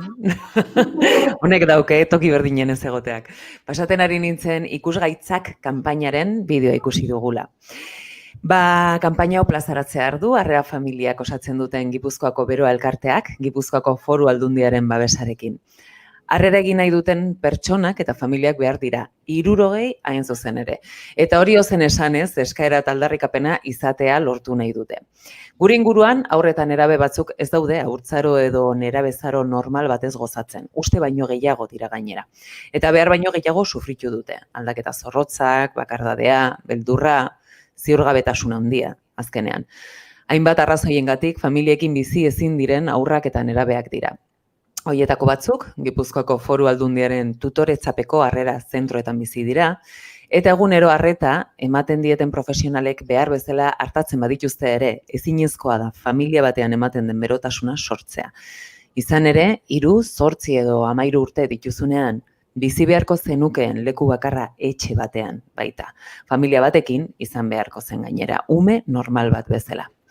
Familietatik urrun bizi diren haurretan erabeek gabezi asko dituzte, baina guztien gainetik maitasuna eta onarpena behar dituzte, ikusgaitzak izan gabe. Eta ez dute balio inbeste gautan lagun izan dituzten pelutxe edo panpinaza erroiek besarkatzearekin. Ezur haragizko besarkadak behar dituzte, zu behar zaituzte, zuek. Hitz hauekin, Beroa Elkarteak kanpaina hau plazaratu nahi du, hitz hauekin, bideo honekin, eta horretarako Maite Pagola dugu gurean. Kaixo Maite, zer moduz, azaldiko? Kaixo, arratzaldeo. Plazerra da zu hemen gurean egotea, oso gai garrantzitsua dugu eskuartean. Esaiguzu, mesedez, jendeak baita informazioa txukuntzen joateko, zen ikuste dut, informazio falta handia dugula gai hauen inguruan, eta zer da berez harrera familia izatea? Beitu, momentu hontan, oraindikan naiz eta kanpainak 3 urtetik behin eta bar, oraindikan gaia oso ezezaguna da. Orduan, kanpainak iteko garaian, alde batetik, kasu hontan, harrera familiak berdia, eta bestetik gure asmoa da, jendia jakitea zer dan, ez? Horregatik. Orduan, kasu hontan, zer da harrera familia bat? Harrera familia bat da, haur bat hartzia denbora konkretu bateako, izan daitezke hilabete batzuk, 2 urte, adinez nagusi egin arte, baina ume baten zainketa guraso biologikoak ezin izan duten bitartean. Horretarako egoera desberdina daude eta harrera mota ezberdina daude. Ze azkenian pentsatze dugu, jende askok laguntzeko asmoa dauka, baina laguntza hori ere katalogatu behar da, ez? Eta horregatik daude harrera mota ezberdinak, ze famili mota desberdina daude. Ze harrera mota daude, ze batzuk espezializatuak izaten dira, beste batzuk aldiz ez espezializatuak, eta desberdin kudeatzen dituzu, ez? Kasu honetan erlazioak eta denborak. Hori da, harrera mota desberdina daude, alde batetik dakau harrera espezializatua da, non harrerako pertsona, harreran hartzen duen pertsona horrek ikasketa batzuk ditu base, ez? Izango genuke magisteritza, heziketa, gizarte lana, behaien lana izango litzateke haur bat harreran hartzia. Behaien espezialidade hori kontutan edukita, ez? Ze azkenian haur hauek behaien bizipenak izan dituzte, eta harrera mota konkretu bat behar dute, laguntza bat behar dute, orduan pertsona horiek izango dira, heziketa hortan jarraipena egingo duten teknikariak, esan dezagun. Eta bestetik, harrera bolondresa dakau. Harrera bolondresan barnean 3 mota dazkau. Urgentzitako harrera izango litzateke, txikiei zuzenduta, txikiei, azkenian 3 urtetik berakoei, eta jakin, azkenian, harrera egoitzetan 3 urtetik berakoak ezin dute egon, orduan, harrera mota hau sortzen da, urgentzitako harrera. Urgentzitako harreran egongo dira txikitxoak 3 hilabete eta beste 3 luzagarri. 6 hilabete inguru. Gero egia da, teoria alde batetik dela, eta praktika ikusi beharko litzateke zenbateaino luzatzen dan. Baina helburua hori da, urgentzitako harrera. Eta gero dakau, aldi baterako eta iraunkorra. Aldi baterako hitzak esaten duen bezala, izango litzateke hilabete batzutatik 2 urtetara gutxi gora bera, eta iraunkorra adinez nagusi egin arte. Eta adinez nagusi tendanean aur gazte hori, hartu beharreko erabakiak hartukoia. Harrera familian geratzen da, edota harrera familiatik ateratzen da, eta pixkat bere bizimodu hori autonomikoki edo independienteki hasten da. Egongo da jendea, pentsatuko duena, baino ze zaila, ez? Bapatean, ume bat, laguntzeko prest zaude, familia osoa horretan dago, etxera ekartzen duzu, 3 hilabetez, 6 akaso, berarekin bizi egiten duzu, eta gero zer? Gero zer, hor loturak emozionalak sortzen dira, ez? Askotan, gai honen inguruan, galdera hori, ez? Ateratzen da, horri zer erantzun ematen diozu ezuek beroatik? Guk elkartetik, gu azkenean Gipuzkoako harrera familien elkartea gea, eta guk harrera familiekin lan zedeuna da, azkenean harreran zaude, ez da adopzio bat, ez da zer ikusia, ez adopzioan zure aurra da eta zuk erabakitzen dituzu gauzak. Baina kasu hontan, aurrak bere guraso biologikoak jatorrizko familia hor dago. Orduan, harreran daun momentuan, kontaktu horiek egingo dira bisiten bidez, foru agindu baten bitartez. Kontaktu horiek izugarrizko garrantzia dute haur eta nerabe horrentzat, bere realitatearen parte dira eta behaiek konstiente izan behar du zer nolako evoluzioa dakan kasua. Eman dezagun kasua eta, azkenean helburua da haur hauek behaien guraso biologikokin bueltatzea. Bueltatze balin bada, baloratu berdeuna da zer nolako onuragarria izan den prozesu hori non gu harrera familia bezala ume hori ezitu deun, maitasun bat eman diau, egonkortasun bat, eta balore horiek hor gehatzea, esperientziok hor gehatzea. Zuk esaten dezuna Maitena, azkerian beti sentimenduak hor daude, lotura hori hor dao, atxikimendu hori hor dao, ez da? Aiba, eta ja badoa, bere bidea egin du, baina gogoratu berdeu, proiektuan helburua zein da, eta beti oso presenteuki berdeu, haur hauek behaien guraso biologikoak dituztela, eta behar bada etxera bueltatuko dirala. Ez dira kasu danetan bueltatzen, baina hori oso presenteuki berreko esaldi bada, ze askotan azkete zaizkigu parte hori, eta oso presente dau parte hori, eta errespetatu berdeu parte hori. Ze umeetan erabe dira beraiek? Zein daude, ze askotan esaten du nerabeak, umeak, hainain generala da, baina ze izen, ze aurpegi daude atzean, ze sentimendu, ze nik uste dut horrek denoi aldarte aldatuko ligukela, ez? Bestera batea agian ikusiko genuke edo gerturatuko ginateke hau egitera, ez? Beitu, egun hauetan, atzo hasi izan kanpaina, baina deietan eta pertsonakin hitz egite deunean, askotan ez gea konstiente Gipuzkoako realidade badala. Ze askotan egoera batzuk telebistan, komunikabidetan ikuste ditugu, eta iruditzen zaigu kanpuan gertatzeiala, ez? Hemen ez, Euskal Herrian hemen, familikoa gea, hemen, beitu ez, askotan bloke berdinean gerta daiteke egoera bat, goiko pisuan, bekuan, baina hemenko realidade bada, eta hasieran esan dituzun zifrak, ez? Azkenian, umeko puru horiek babesgabetasun egoera baten aurrian daude eta foru aldundiak erantzun bat eman berdie, baina Gipuzkoako errealidade bada, eta askotan errealidade hori guztiz ez ezaguna da. Erabat, nolabait estalita ere badago, ez? Ez jakintasunaren gatik agian, beldurragatik edo, ez? Baina egia da, nik, zorionez, zorte hundiz, bereietako asko ezagutu nituen, jadinean batzuk aurrera joandakoak, ez? Horrelatako umeak, nerabeak, eta benetan unkigarria dela. Oraintxe gogoratzen ez da, unkitu iten naiz. Errealitate horiek aurpegia jartzen dituzunean, orduan esaten dezu, eski, nola ez dut lagundu behar, nola ez dut horrelako ume bati, ez? Etxe bat, nola ez diot etxe bat emango, familia bat, nola ez dut besarkatuko, ez? Horrelakoetan, Maite, eta kaso Maite nazuk ere erantzuntzen ezak, noski, aurrak bakarkakoak bakarrik, ez? Elkarrekin mantendu nahi diren anai-arreba taldeak ere izango dira, ez? Edo horrelako kasuak ez dira egoten? Bai, noski baiet, harrerara jun daitezke haurtxoetatik nerabetara eta anai multzoak baloratzen badia elkarrekin juteko, elkarrekin jungo dia, hori bermatuko da, behaien harremana. Gero egia da, gizarti aldatzen doa eta egoera desberdina dazkau. Desberdina da, harreran hartu, bi urte, bi anai arrebako multzo bat, edo lau anai arreba dianean, askotan familiak haundiak balin badia, oso zaila da multzo guzti hori elkarrekin mantentzia. Horretarako diputazioa, Gipuzkoako foru aldundiak baloratzen duna da, behar bada elkarrekin ezin dia, ze gaur egun etxiak badakigun nola dian da oso zaila da, baina inguruko herritan, behintzat behaien artean, egunerokotasunean elkartzea zaila izango da, baino, ondoko herritan egotia, nahi gabe asteburu aiatzeia, edo, pixkat, kontaktu hori aldan gertuen edo goxotasun mantentzia, baina anai multzuana errespetatu behar da, eta baloratze balin bada positiboa dela ume hoientzat elkarrekin jungo dira.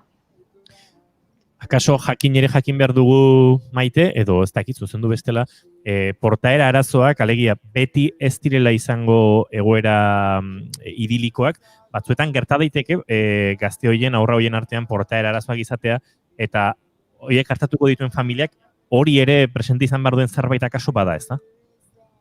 Bai, egia da, ume bakoitza bere bizipenak izan ditula, bere jokaerak ditula, horretarako hasiera batian komentatu duen bezala harrera mota desberdinak, dakau bolondresa eta espezializatua, espezializatu hitza esaten duen bezala, pertsona horiek, hartzaile horiek, badaukate base akademiko bat, formakuntza konkretu bat dute, praktika daramatzate mundu laboralian.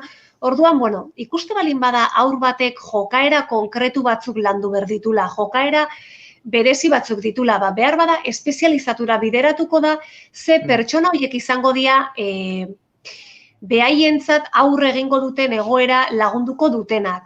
Bolondresian akasore egongo dira jokaera desegokiak dituzten aurrak, baina igual gehiago maz desde la kasketa, rabieta, ez ulertzia egoera, ez? Azkenean ume hauentzat, harrera familia batentzat aldaketa asko da, baina ume hauentzat, gazte hauentzat aldaketa izugarrizkoak izan dituzte behaien jatorrizko familiatik atera diren momentutik.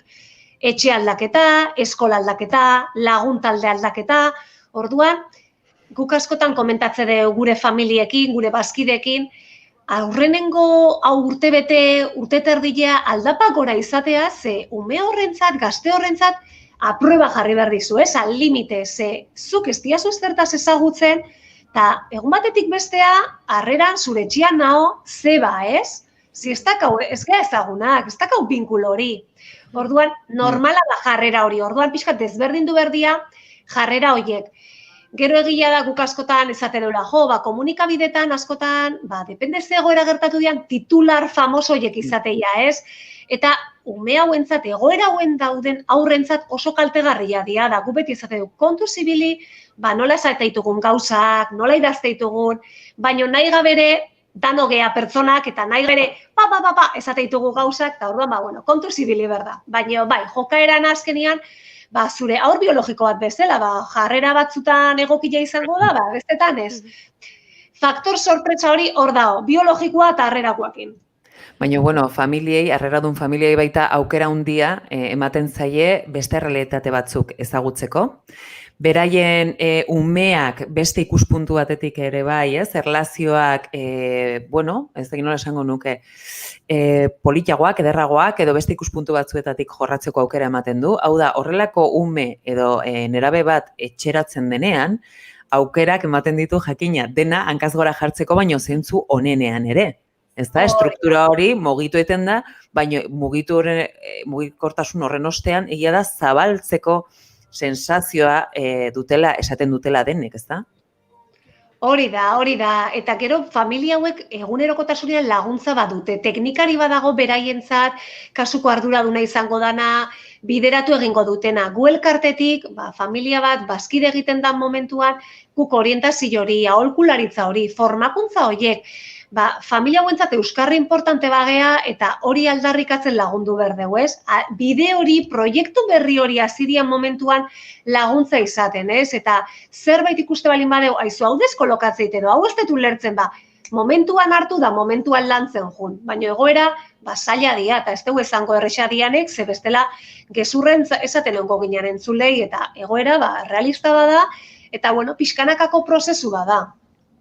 Baina sartzen dena, baina sartzen dena egie da askotan errepikatu ere egiten dutela. Beraz horrek ere badu ez, zer esan nahia hor, ez? Hori da. Hor maite esan daitekeak akaso, ez dela proposamen egoki bat, familia batek, ez dakite hitz egoki nahi dira, baina utxune bat betetzeko, baizik eta zerbait eraikitzeko, ikasteko, beste pertsona batzukin esperientzia aberasgarri batean murgiltzeko eta norbaiti noski laguntzeko, baina ez hainbeste norberaren gabeziatik, ez? Hori da, bai, azkenean umian onuragarritasunagatik ingo dezu, zuk ezin dezu pentsatu edo ezin dezu izan berekoia proiektu hontan sartzean momentuan, aurraren realidadian arabera zu lanketa hori ingo dezu da, egia da, momentuan, lagundu nahi dut, eske laguntza hori ez dakizu zenbateainoko laguntza izan daiteken. Ze da, ume batei estruktura bat ematia, goxotasun bat, etxeko egoera estrukturatu bat eskaintzia, ez? Oain arte peak ez du nauki, egokitasun hori. Harrera egoitzetan, por supuesto ondo daudela, baina ez da guk aldarrikatze deuna familia dia, ze guk seguru gaude hobeto ezituko diala familia baten giruan da goxotasun giro batian. Etorkizunean behaien familiak eraikitzeko garaian, jakiteko pixkat zein dan eredu egokia, eta zein den ez dan eredu egokia. Eta umian eskubideak zeintzu dian eta horiek bermatu. Planak egiten dituzue harrera familiekin, ez da? Udalekuak eta txiki planak, egun pasak. Nolako izaten da hori?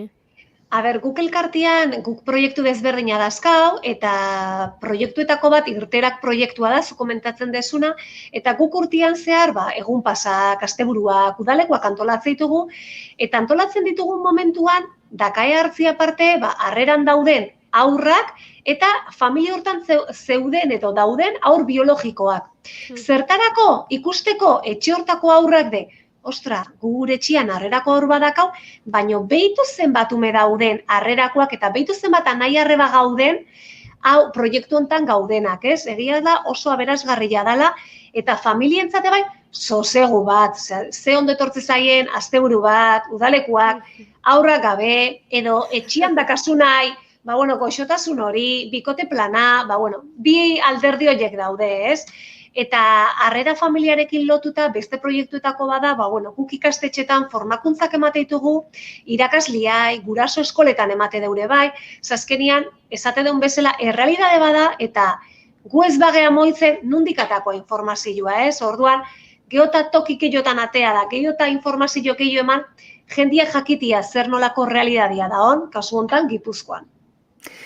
Maite, agian entzule famili batek esaten dure intxe bertan. Begira, gu hortxe geunden, bero, eta zer egin behar dugu, zeinen gana zuzendu behar gara, nola doa guzti hau parte hartzeko garaian? Beitu, kanpainak esaten duen bezala, Gipuzkoako Foru Aldundiak bideratu du, orduan telefonoa izango litzateke 944-25-25, edota familia harrera abildua gipuzkoa.eus. Hortik bideratuko dira dei danak, hortik jasoko da informazio guztia, behaiei gero pixkat bideratzeko kontu hontan. Ikusiko bagenun famili bat daola de, ez dakit, nahiko nuke, baino bildurrak ditut, askotan guk elkartetik eskaintze deuna da, beste harrera familia batekin bildu, ez? Inberrian komunikabidetan elkarrizketak pixkat intimidade aldetik, ez? Harrera familia batekin bildu, eta teoria danok dakigu, baina askotan nahi deuna da realidadia. Egunerokotasuna nola da? Nola moldatzezea? Bisiten kontua nola daramatzazu? Orduan kukite deuna da, jasotze deun demandaren arabera saiatzega familiantzeko bat bilatzen, esan nahi dut, balin badao bikote bat ume batekin, ezaugarri berdinak ditun famili batekin bilduko gea, eta behaiei utziko zaioe pixkat, kafetxo bat hartzen lasai-lasai, kezka horiek modu goxo batian argitzen, ez? Azkerian teorian ikusten danok dakigula, o danok dakigula bilatzen, baino praktika edo realidadia importantia da jakitia, hemen hasi baino lehenu, baino bi bideo horiek ditugu Maitena. Badakite, animatu daitezela, 60 familia behar ditugu orain. Espero dugu hemendik, aste batzuetara, zure mezu bat jaso, eta esatea, begira, ja gutxiago dira, badaude txertatuta, eta, gabonak goxo pasatzen, familia artean. Gipuzkoako errealitateari ari galtzen, baina entzulen artean, Nafarroatik, Bizkaitik, Arabatik, Laporditik, beste dozein herrialdetik entzuten ari bazarete, berdin jara harremanetan, ze ziur egongo direla horrelako egitasmo antzekoak, parekoak, beste lurraldeetan, eta Gipuzkoako elkartetik ere lagunduko dizuete eurekin harremanetan jartzen. Maite Pagola, mila esker, guke agurtegin bat ditugu, baina benetan pasar bat izan da zurekin gaur aritzea, eta ea lortzen dugun denon artean helburutxo hori. Hori da, mila esker. Eskerrik asko, Maite. Agur. Agur. Behar nuen, behar dugu.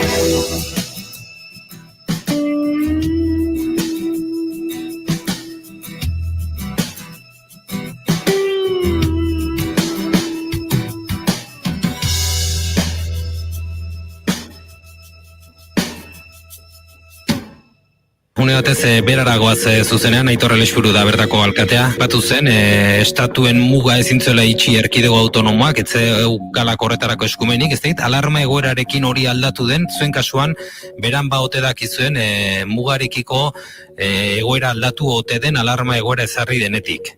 Ez, printzipioz berdin jarraitzen du, Berdin ez dugu hola gindu beretzirik. Ezan resisti bai, zegu hemen gaude Gipuzkoarekin mugan, guk bizi gehiena Irun eta Donostikin egiten dugu, baita iparraldeakin ere, eta orduan guri muga horiek iztea gogorra dutzen zaizkigu. Jaion ostalaria da, eta ostalariek sufritzen dute kolpe handia da beraientzat. Bai, ostatuak, jatetxeak, itxia dago hemen. Bai, alde batetik alte ekonomikoak aipatu dudana, ostalaritzaren aldetik, eta gero, hemen kalteak, baina gehi igual jendearen joan etorrian trabak. Hospitala dela, ikasketak direla, eta hor badire kontrolak eta bar, eta ziurgabetasuna eta kezka ekartzen du honek, bai. Badire momentuak, hemen adibidez goizean goiz eta goizean goiz ez dago traba hundirik ematen du, baina egunean zehar bai kontrolak eta jartituzte. Hor adibidez aritxulegin, hartzen dile sakara eta hor izan dira kontrolak eta denuntziak eta bar, darlatxan igual gutxiago, presentzia poliziala bada, baina aldiro ez da, atarteka eta hola jartzen dire bai.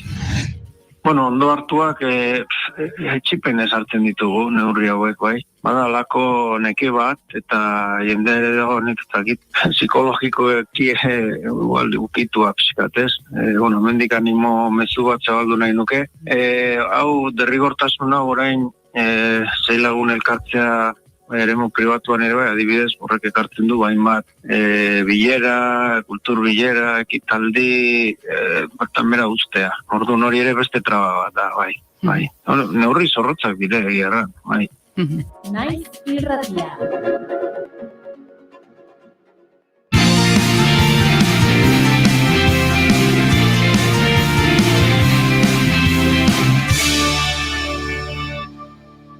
Emaiozu bigarren aukera bat egunari. Naiz irratian, bigarren kafea.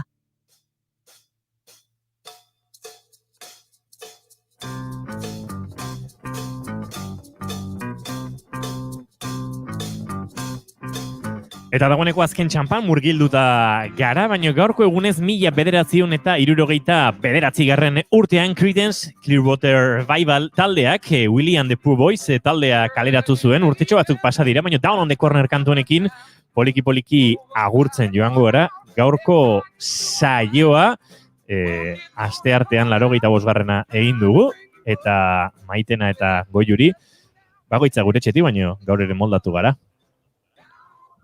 Bueno, gure momentuak izan ditugu batez ere ni, egon izan eroik iston txapa botatzen, baina bai, ez. Bakizte pasatzen da, ez neon behida, momentu horretan pasatzen di horrelakoak, baina, bueno, egoera honen, ez, naturaltasuna ere bai, sustatu behar da, gauza bai pasatzen dira, listo. Bueno, eta ondo atea da, eta eukideu Mikel Reparaz, eukideu Dona Pellaniz, orain Maiteki. Maite Pagola. Eindeu, kriston programa indeuta. Zer bat fijatzen egia. Bueno, nik esan nahi dut, ja bukatzeko, abeste pasatzen da Mikel Reparazek esaten duen bezala, askatutako esklaboari beldurra dion lurralde horretan gaur. Ze pasatzen da, ze denoi ikutxuko digu eta. Badugu gure edukiarentzat, laizter elkarranatuko dugu Mikel Reparazen elkarrizketa hori, horrentzako lehorra buru ere badugu Maitena. Eskerrik asko eta datorren aste arte arte.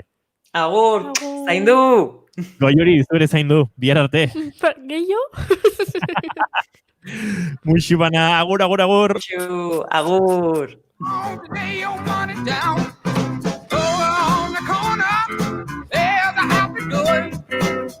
Come from all around to watch the magic board. Down on the corner, out in the street, playing the polka, the playing, bringing nickel happy feet. Down on the corner, out in the street, playing the polka, the playing, bringing nickel happy feet. Down on the corner, out in the street, playing the polka, the playing, bringing nickel happy feet. Keep calm and bigarren kafea.